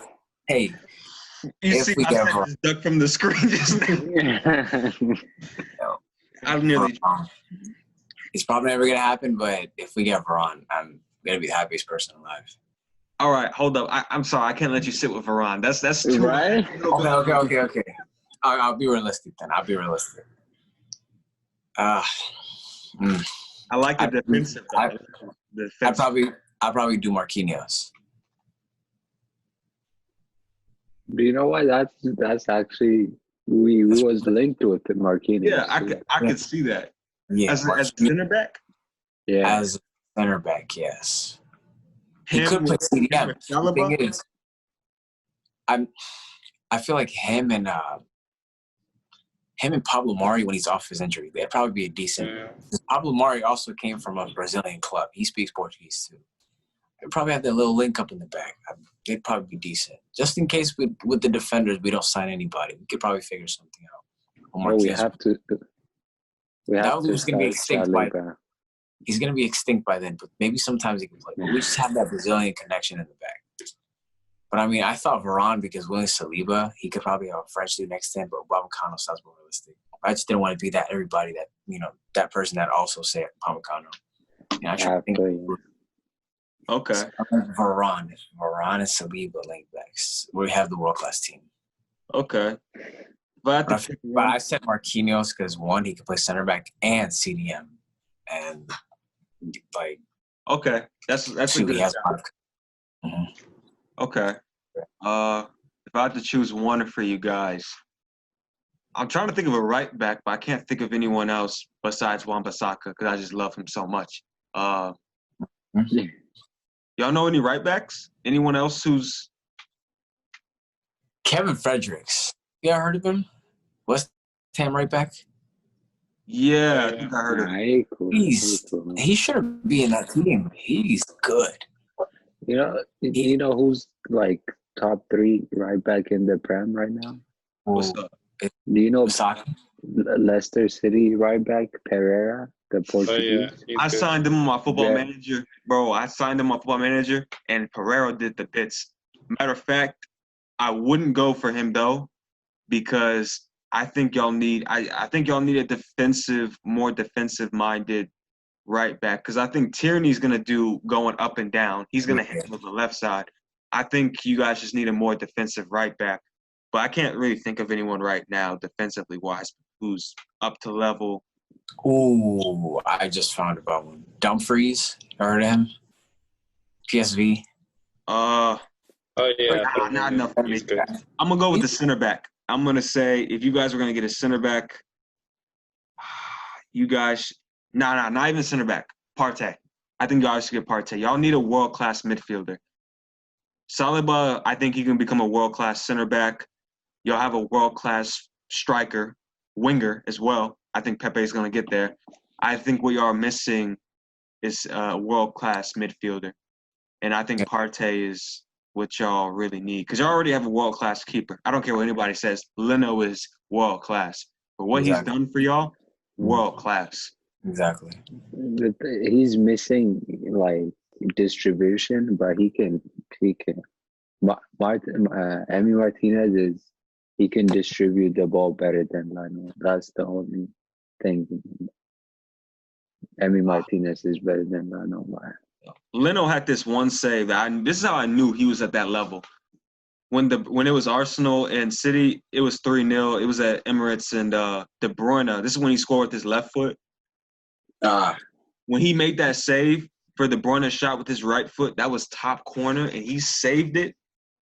I was like, hey, you might be Ter Stegen's little brother or something. Like, you might be his little pup or something, because that was top 3 players in the squad right now. That's I've always said that. Leno's the top 3 players in the squad right now. All right. Who's your top three? Jordan, he's got a worse defense though, Barcelona or Arsenal. Because Barcelona's defense is bad. You know what? They actually got good, like, they got Personnel. Semedo. Yeah, it's just the way I saw them defending recently. I was like, I think Arsenal has a better defense than Barca. No, that's not true. no, not personnel. No, not personnel. Just like in terms of like the way they defend as a unit. The way they defend? Yeah. I would still go with Arsenal over Barca. I get you. I get you. Wow. He means it's like a unit, because like recently, if you watch Barcelona, like Celta Vigo went through them so easy. Like every minute they'd run through them. Like they would have run through Arsenal like that. You can take Barcelona defense. I think if Everton went up against Barcelona's defense, they'd give them problems. I think if a championship side went up against Barca's defense, they give them problems. I just don't trust Jordi Alba defensively, because he's a little squeak pup right there. Right back, Semedo. I rate Semedo, but he doesn't play.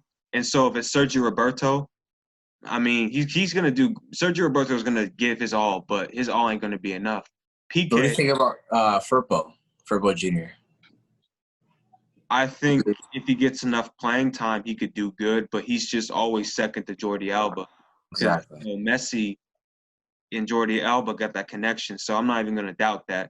So, but I think Umtiti has never been the same ever since he came back from injury. Longley, don't know why you signed him. Truthfully, I would have used all that money. And hold up, let's just take a moment to talk about this signing right here. And I told my brother about this too, and he didn't understand it. He's not even a soccer guy. Pjanic and Arthur. I don't. You know what? It don't compute with me. It's not making sense. I mean, who won that transfer? I think Juventus won. I think Juventus won for that. Getting Arthur, I think they have an up now. Pjanic has always been okay, but Pjanic is decent too. He's not a terrible player. Arthur doesn't stop running, and he has that movement. Yo, I just don't understand it, because BR football. You seen that? Yeah. They even made a YouTube video of where they were clowning Barca for making that decision against Juve. I watched it. I'm like, yo, if BR football is clowning you on this, you probably made a bad decision. And this is why I know. I'm like, bro, that board, whoever's making the decisions, the recruitment, hey, Abdi, open your door real quick. They need to do that. They need to get out. They need to let go. They need to get the door. I think Juventus, they added money as well, like money and Pjanic for Arthur. I mean, it wasn't bad, to be honest. Pjanic is not bad. I don't think he's a bad player. He's just 30 years old. That's why he's old and Arthur is young. He's Promising. Arthur's what, 24, 23? 23, I think. He's promising, man. And Pjanic, what is Pjanic going to do that Busquets doesn't do already? Exactly. Because, look, Barca already has old heads in their team. Yeah. After these top players are gone, Barca is nothing. That's all I got to say. So I'm just saying, once Messi, Busquets, Piqué, Ter Stegen, Jordi Alba, Suarez, once they're finished, it's done. Yeah, Piqué. and even And also having they got Griezmann. Vidal as well. Vidal, Vidal, he's yeah. done too. He's done. And I have one question for you. What do you guys think about Griezmann? Bro, I've never thought he was world class. I've never thought he was a good player ever. That's what I said. He's useless. He's not a threat. He's not That's a fucking joke. Griezmann is not good to me. I don't know why. He's not faster than anybody. He's not stronger than anybody. He's not even technically the best. He's only left-footed. He's not the best passer by any means. He's not even one of the best dribblers. He's not the best in the world at a goddamn thing. Why did he make the top 5 shortlist? Yeah. Griezmann? No. Y'all hear what Griezmann said before? He said that he believes that he sits at the same dinner as Ronaldo and Messi. I told Zab this before. I think I told you this earlier. Bro, that was a joke. When he said that, I'm like, man, you must have been smoking the real good shit. Never. What did he do? What did he do to y'all? You don't rate him? A World Cup winner? A top goal scorer in La Liga? Nah, he's not top 5. Are you what? How do you Hassan? Do you rate Mustafi? He's a World Cup winner. Really? Is that what we doing? That's what we doing.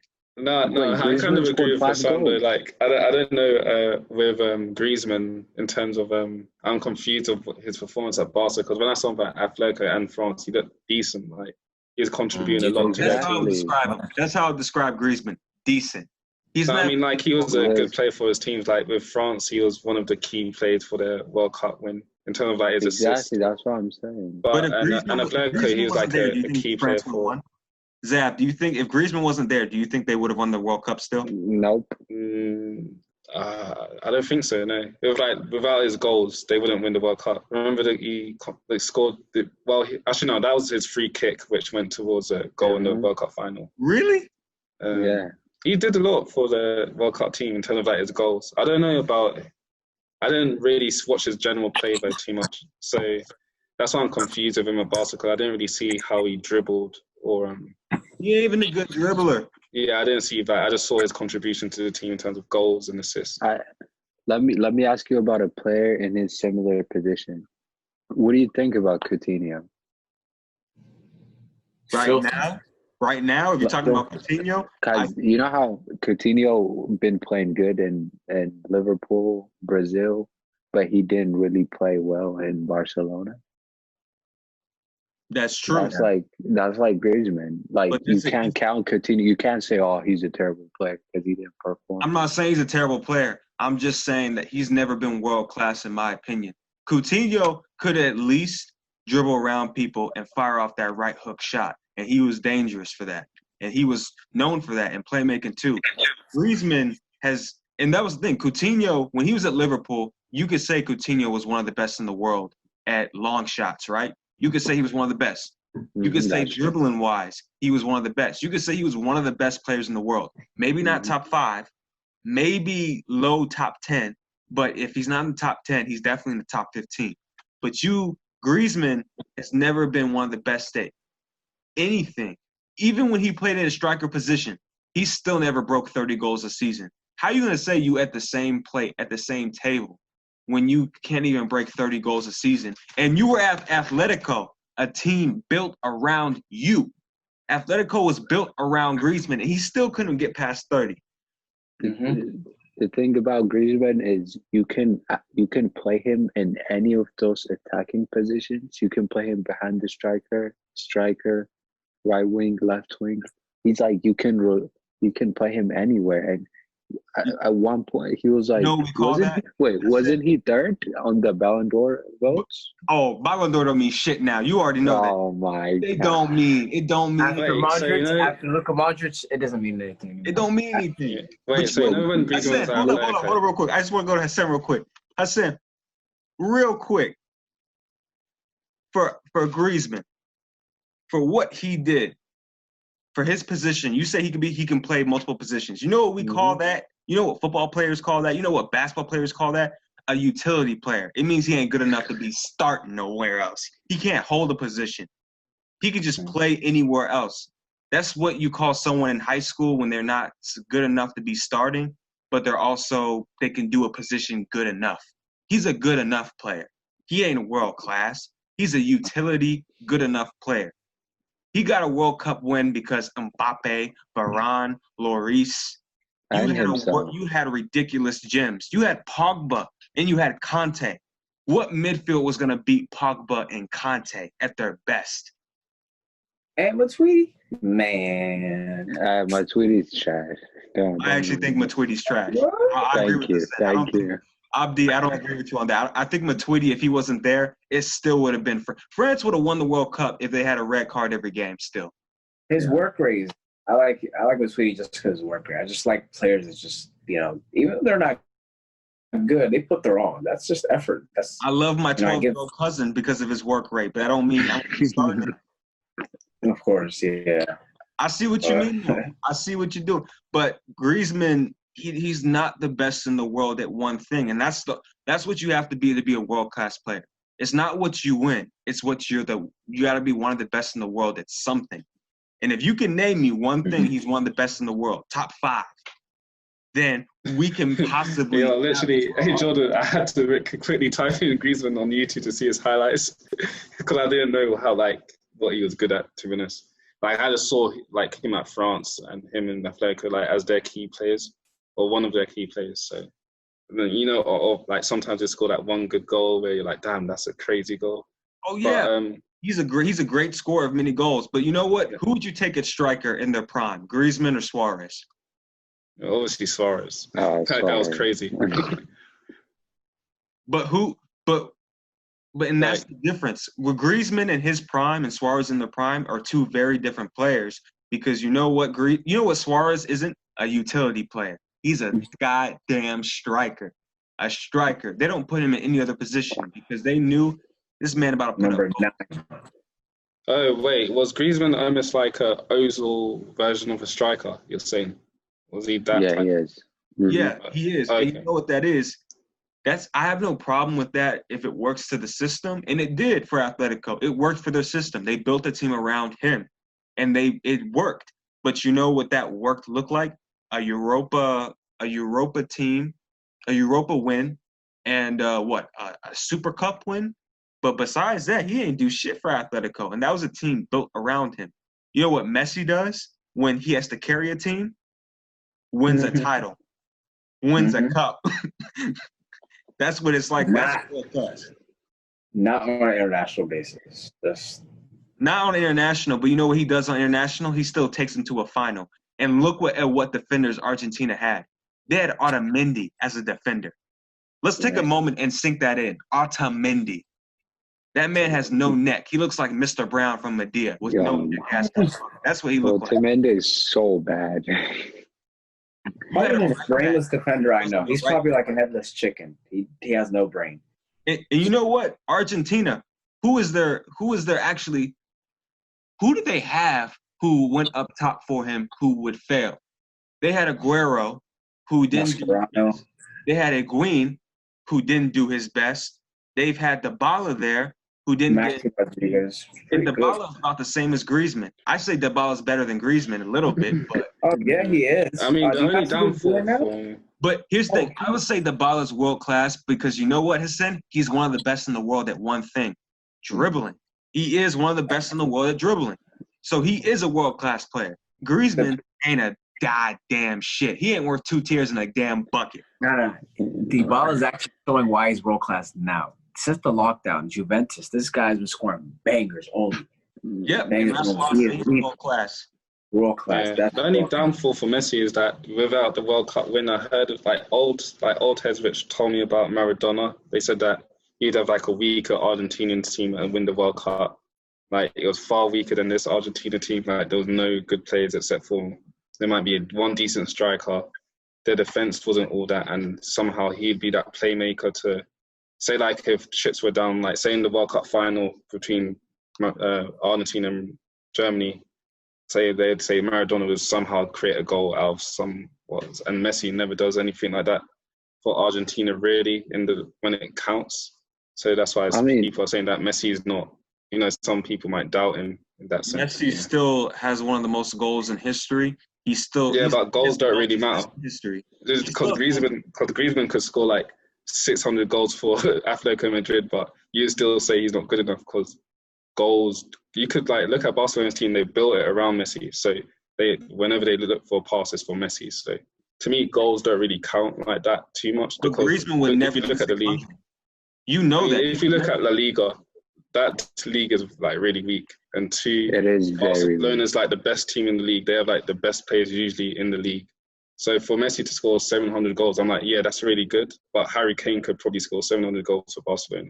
You know what I mean? So, and I wouldn't say he's the best ever player in the world. So I'll class Messi on what he achieved in terms of like trophies for Barca. But the goals part, I'm not like, yeah, that's crazy. I don't know. I think it's ridiculous what he's done. I think the debate between him and Ronaldo has been done for a little bit now. I think it's pretty much over. That is true.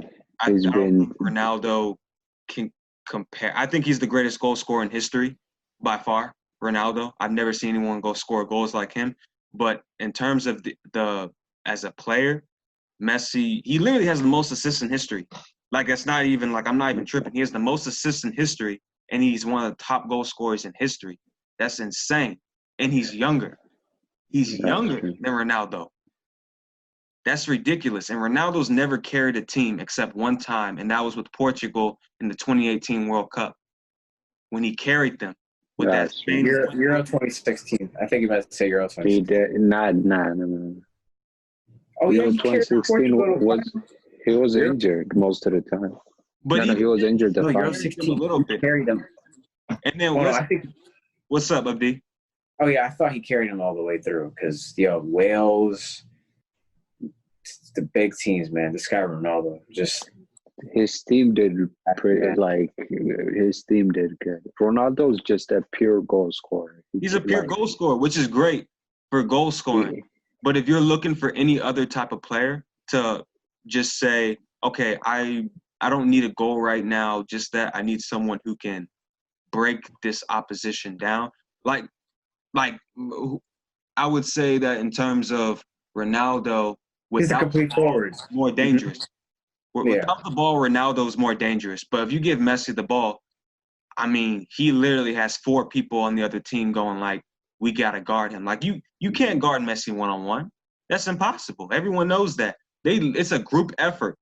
It's a group effort. If you ever saw the Copa America when Chile played Argentina, that was the most marking I've ever seen on a human being. That was practically like it was like they were paid like double. It's like, hey man, it was like they might as well have been stabbing Messi in the back or some shit because they were really pressing this man. There were like 4 or 5 people on him. And I don't mean like, oh, they were just standing right in front of him. I mean, they were like pushing him, shoving him on his side and his back. Man couldn't even fart without one of them being close by. Oh man. Yeah, Messi has been by far the most superior player, like compared to Ronaldo. I'm a big Ronaldo fan, but Messi has been the best player. So. Oh yeah, it's okay. You can admit that is true. I mean, it's fact. But I'm gonna miss him. I'm gonna miss them when they're both gone.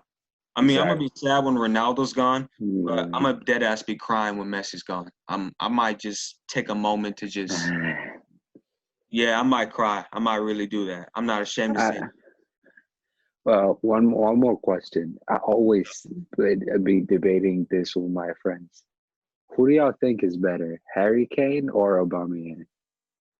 But this debate is just as a striker, as a player. Harry Kane and who? Aubameyang.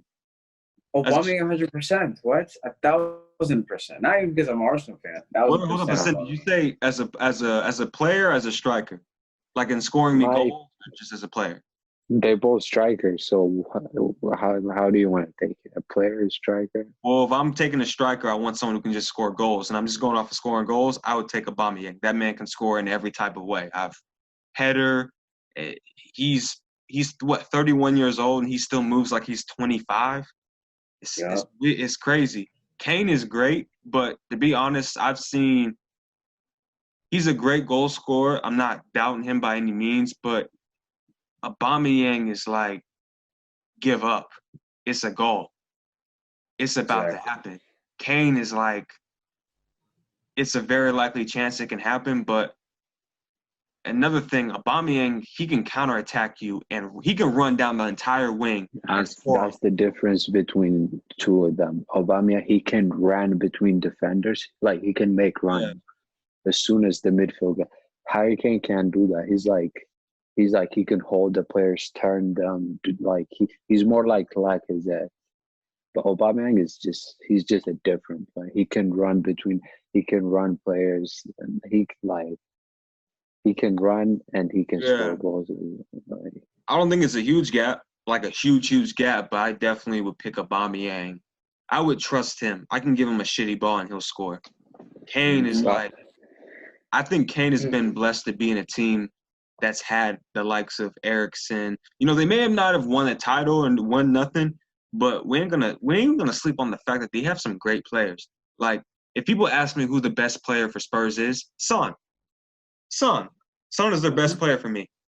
Not Kane. Not Kane for me. Son is it's debatable, though. It's not for me. You Kane scores debate goals, but Son can score goals and break someone's ankles down. He can use both feet. Bro, remember who dismantled City? Son. Like, dismantled City. Son is that one player who you just can't guard. You can't guard him. Yeah. I think what was it, Harry Kane? I think Van Dijk can have an easier time against Kane than he would against Son, because he knows against Son it's like it can happen with his left, it can happen with his right, but with Kane it's like, yeah, Kane will try to bully him, but it's VVD. VVD ain't getting bullied. He's doing the bullying.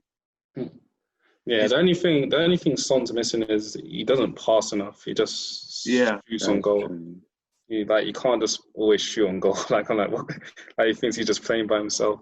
The only time I see Son pass the ball is when he really has to. Like, that's the only thing missing. And even when Kane was injured, remember when Son turned up when Kane was injured all those times? Striker Son, I forget. He would run through it. Run through them. Remember when he ran through Chelsea? Oh man, that's David Luiz. That was when that's when I saw David Luiz is garbage. It's like, yeah, he fell off. He's not good anymore. And then to make it even better, we signed him that next year. Yeah, and you know who did Son run through again? That through from the halfway line, not Burnley, the halfway line. That was Burnley. Yeah, Burnley. Bro, that's a phenomenon type of goal. That's a Ronaldo phenomenon type of goal. Gotta give it. The only thing with Son, he's a good player. I just think Son's like one of those players which I'm like, how many goals? I kind of look at players, how many goals they score throughout the season, and Son probably scores like 10 goals in the Prem in the season. So it's like, he's a decent player, but he's one of those players where I'm like, I'm unsure sometimes because I'm like, how many goals do you score in the Prem? Like, how many assists do you do? I want to how many assists does Son give? You get what I mean? So like, I'm thinking like he does these little goals which are good, but I'm kind of thinking like, you don't contribute 20 goals in the Prem. You're not a 20 goals in the Prem season guy unless you're playing like Man City. Kane's always had his team built around him. Son has never had the team built around him. Yeah, true. If Son was at City or at Liverpool, he would have 20 goals. We have no doubt about that. We can all agree. If he was at City or at Liverpool, he'd have more goals than Salah, in my opinion. He would have more goals than Mane. He'd have more than Sterling. And he'd have more than, everybody. Except Aubameyang. Aubameyang's still gonna put a rack him up. That is true. He can play with Norwich. He can still score like 20 plus. And that's what I mean about Son. Like Son, if he was at Norwich, he wouldn't score that much goals. So that I know there's different players, but I'm like, Son's a good player, but I just see him as a good player. He's not a exceptional player.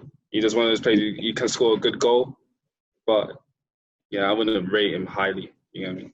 Just a good player. If I can take a player from Tottenham to Arsenal, I'll just take him or Sanchez. Yeah. So, yeah, because Kane's injury prone as well. Like Kane, the amount of injury he racks up recently, I don't know if he'll be ever the same Kane he was back in 2016. No. Those injuries are bad. If you guys had to choose one winger, who would you choose from the EPL? One winger. Right now? Mane. Mane all day. I'd choose Mane. Mane is Sadio Mane, cold-blooded. Yo. Now, who would you take second? Who would you take second? I'd take Son second. Zaha. Yeah, Sterling or Zaha. I'll take Sterling or Traore, to be honest with you. He had a good season. I think Sterling is good. I just don't like the fact that he can be very complacent sometimes and make a lot of mistakes.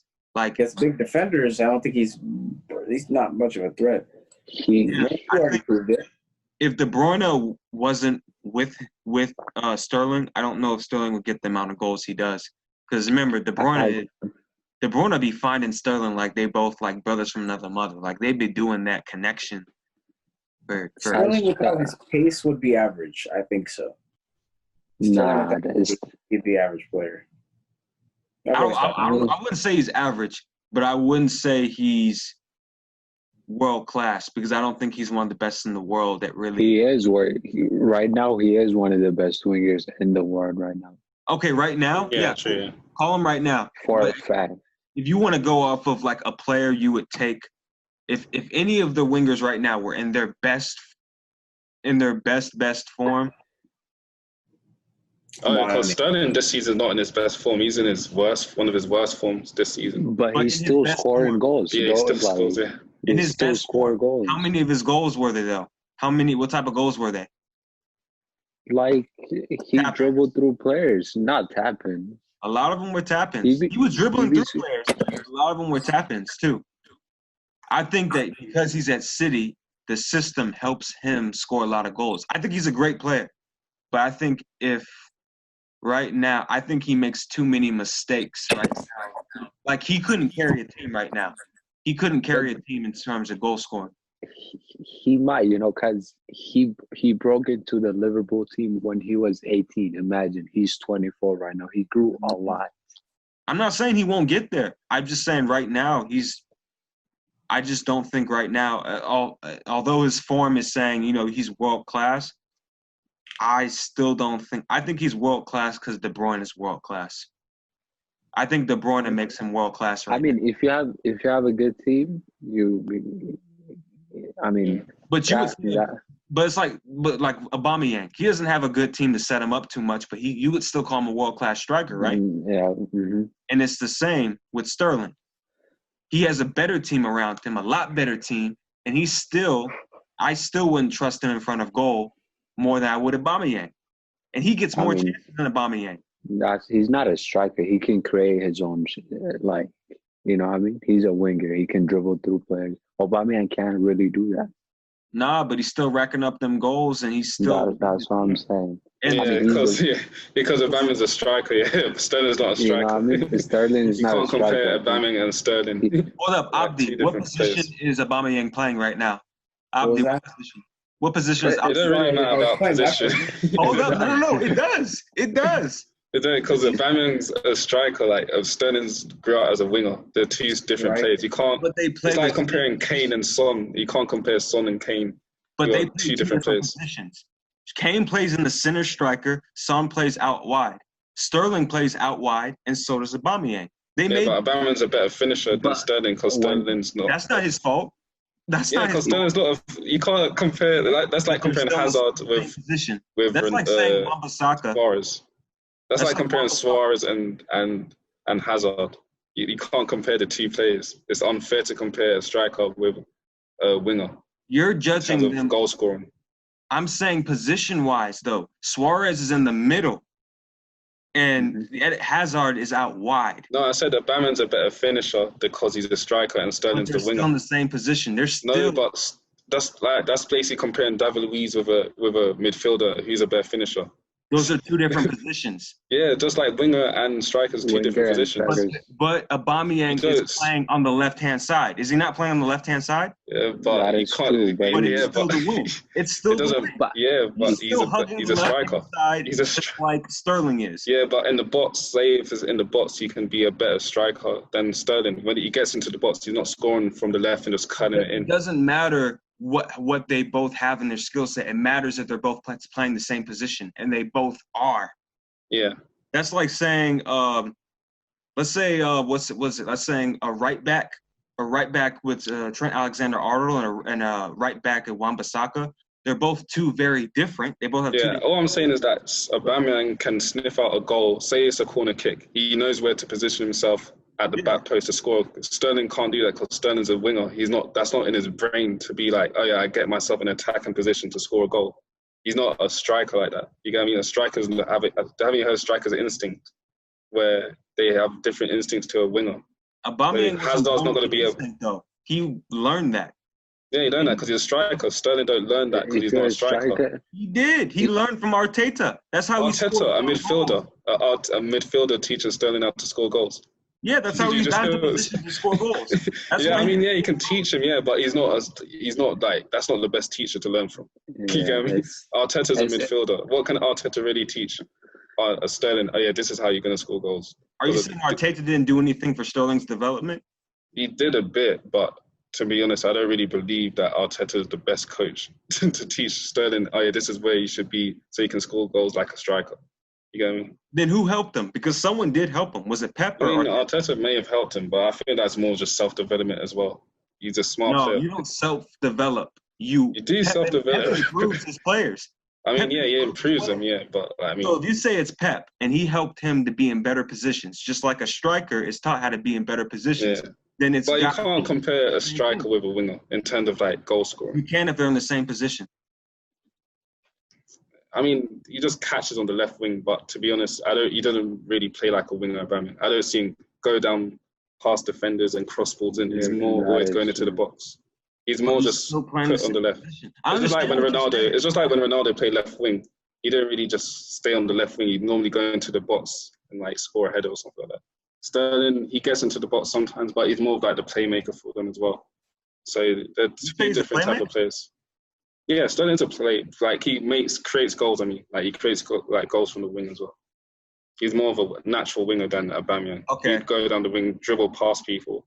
You wouldn't see Aubameyang go up against Wan-Bissaka. If we're playing Man United and he's playing on the left wing, you don't want to be trying to dribble. Go up against Wan-Bissaka now, not after he clamped him. Yeah, but you see the difference in that he's more on the left wing. He's more touching the wide, and Aubameyang is more coming inside. I do think Sterling's going to become a world-class player. I do think it. But I just think that right now he just doesn't seem like – it seems like without De Bruyne giving him the balls that he just seems to mess up. It's like Salah. You see how many times Salah will get like 10 great passes and only score 2 of them. I think City really missed Sane. Sane would give a lot of passes as well to the strikers. Yeah. When they won the league, Sane was a big part of that. But even then, there was no other winger on the other side really passing them balls inside. Because to me, Mahrez is a bit, kind of he's selfish. More like a dribbler. Yeah, he more cuts and shoots himself. And Sane was like. Do you think City has a better chance of winning the Champions League with? Okay, let's say City doesn't have Sterling. Do you think they have a better chance of winning the Champions League without Sterling or De Bruyne? Oh, De Bruyne is a more key role, I'd say. Oh no! Let's answer the question, sir. You're on the spot. Yeah, De Bruyne is more influential to the team than Sterling. And how many assists of De Bruyne? I mean, how many assists has Sterling got from De Bruyne? Because everyone knows that they've been mostly connected. Like even last game against when Liverpool played City, like those were 2 assists from not even 2 assists from Sterling. Because that was an own goal. He was going to miss that shot with his left foot. but Ox turned it in. If y'all saw the replay, that's what I mean by he's inconsistent sometimes. If he becomes, I mean, this season I don't think he's been that good as Sterling. This season he's not been good, as good as previous 2 seasons. Yeah. No, he's been great the other previous seasons, but that's why I'm not saying he's really world class right now. I guess you could say it, but I'm not saying that because I think it's mainly because of the team he's in. I think he plays very well, but if come next season he does like he did the season beforehand, then yeah, I would say he's world class. Because when he played Tottenham that game against Champions League, the game, the crazy game when they got knocked out 4-3, Sterling was world class that game. He was just lit. He was impossible to guard. He was scoring, and De Bruyne was the same way. Sterling and De Bruyne, when they're on fire, I think City win any game. When those two are on fire. But I would say De Bruyne could walk into any team in the world, and I don't think Sterling can. Not yet. I think he can walk into most, but not all. I think he can walk I believe he can walk in any team. Yeah, I think he can get to any team. Do you think Sterling can walk into Liverpool? Hell yeah, easy. He was already there. And to be honest, like if he was there, they wouldn't have sold Mane. They wouldn't have signed Mane or Saladin. You would put him over Mane. No, I mean they wouldn't have signed Mane then if he was still. No. I'm not. I'm saying with Mane there right now. Oh right, okay. Sterling get into that team. Yeah, I don't know. It's going to be awkward. It depends. I do think Sterling can win a spot over Salah because Salah I don't think is super big player anymore. But it's unrealistic because he's right-footed, and he won't. I'm saying that because if he goes into that Liverpool team, he would have to be on the left side. But y'all already know Mane's the man. No, because Sterling played right wing when Sane was left wing. So yeah. If Sterling went into Liverpool right now, do you think he would be put on the right side? Yeah, probably. Yeah. Okay, I understand that. I would take Sterling over Salah. I really would myself. Now, if you put De Bruyne in that Liverpool team, can he just step over any midfielder just about? Could he step over to Henderson? That is yes. They do have weak midfield anyways. Exactly. And that's how you know he's world class. Because Henderson and Ronaldo are not world class. That's different. You can't compare Mane, Salah to Henderson and Ronaldo. Sterling. You guys just said y'all would move Sterling to the right, even though he's best at the left. Yeah, because Mane. I know, but you can debate Mane and Salah are world better than Sterling. They're like equal to me. Nah, they can't be equal. If they were equal, it would be a lot more. No. Y'all were real set on putting them on the right. I mean, they're both good. But who would you take on the left-hand side, Mane or Sterling? I'll probably take Sterling because he got more pace on him. Mane all day, left side, all day, every day. This is my favorite player outside the Arsenal squad. Who would you take? Okay, so you would take only player that you would take over Sterling is Mane, right? Y'all would take Mane over Sterling every day. I'll probably take Sterling. Not every day, but they're but if you choose right now. Yes, Mane. I'll probably take Sterling. Really? It's a hard one. Yeah, it's a hard one. Mane's like he got a better goal scorer, I think. Sterling got more pace on him. He got more skill. Like that's what Sterling's got. He's got better dribbling. More skill. Mane is unpredictably cold. That's the thing about him. That man's like a gazelle. Yo, his shot too, his finishing, top corner every time.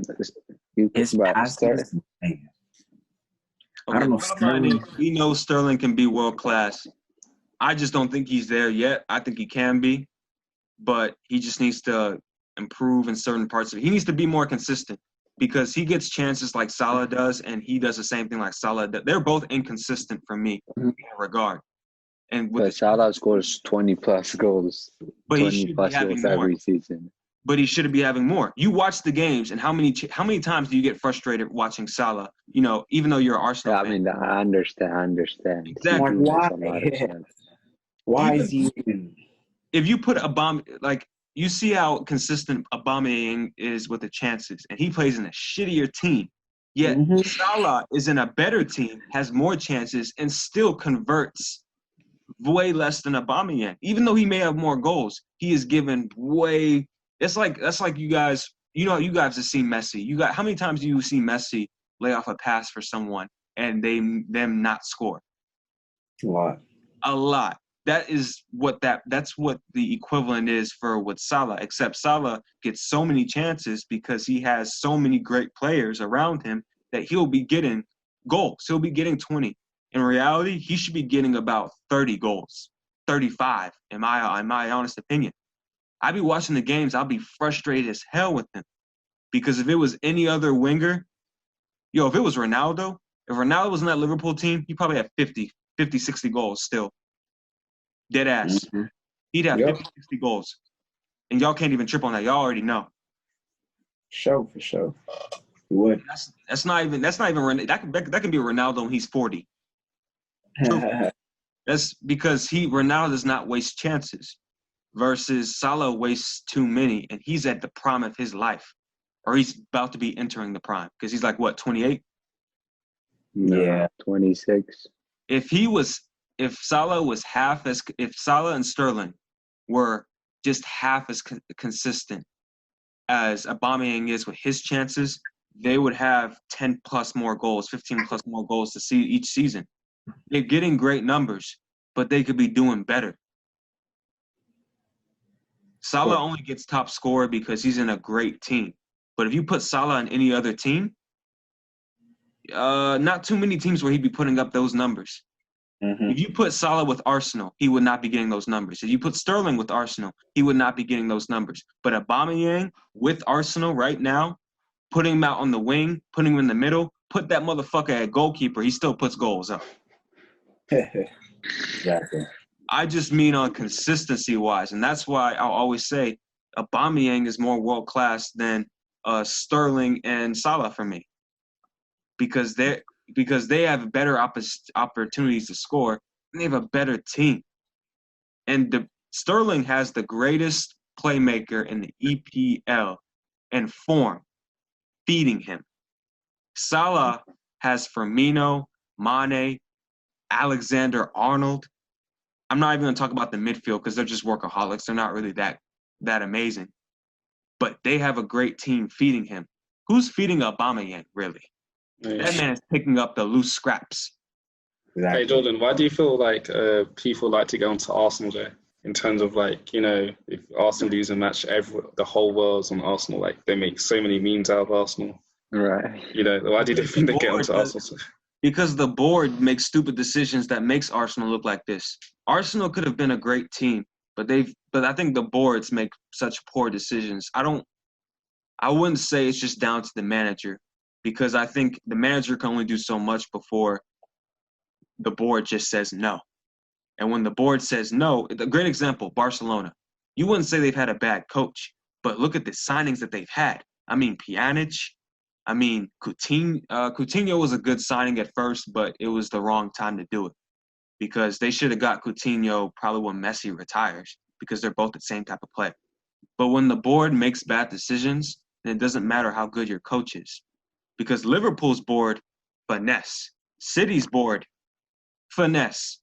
Tottenham's board, not finesse, but it's better than Arsenal's. It's better than Arsenal. That's not true. They're terrible. I would say they're better than Arsenal. Their board is better than Arsenal's. They buy the right players. That's true. Yeah, they do. No. Ndombele is a flop. Bergwijn from PSV, that's a steal right there. Bergwijn is a steal. Ndombele is a flop. He flopped. He doesn't even want to play for Mourinho. Chelsea has a better board than Arsenal. Way better. Werner and Ziyech at the same time. United's board, who is said to be really as bad as Arsenal's, look at United right now. They actually invested in what Ole Gunnar Solskjaer was trying to do, and they got the players, and now they just need a couple center backs, a couple more players. Because right now, let's be honest, United's been the best team out of quarantine. They have been the best team and exciting to watch. Between Greenwood, Rashford, and Martial, they have been fucking up teams like it's a goddamn joke. I feel like this is an unpopular opinion I have, but Eric Bailly is a world-class center back. I think he is one of the best center backs. I need to take my camera off real quick. Eric Bailly is. You know what? He can be a good defender. He just gets scared a lot.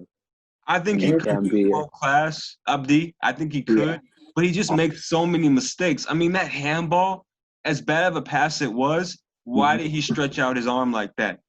Why? Why would you? For Manchester United, bro? One of the greatest teams. He's injury prone. This man just doesn't seem to be able to stay. I think he could have been, but he wasn't taken care of right. Mm-hmm.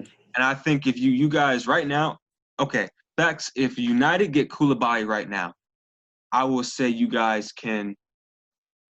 I think if next time you guys play Liverpool, next time United plays Liverpool, they can beat them if they get Koulibaly. I don't think so. I heard Man City was gonna get Koulibaly. Yeah, I heard City was gonna get that ban too, though. Oh yeah, that is true. Anything gets done, man. How will they even have the funds though? And not only that, City are losing Aguero, and Jesus isn't going to take over that. But this is all a long conversation for another time. Y'all need to go to bed. Y'all have a game, man, and you have work. All right, man. Nice talking. See you later, man. Hope you guys enjoyed this little meeting today. Mm-hmm. I want to talk to you guys later. I'll hit you guys up for the next one. This was the episode 1 of the Gunners. Mm-hmm. All right. This has been winning this one tomorrow against Leicester for sure, man. I believe in the team, bro. It's been Hassan and it's been Zavon. All right. See you. Guys. All right, bro. I'll catch you. All right. Hey, see you, man. Yeah. Bye, guys. 1, 2, 3, 4.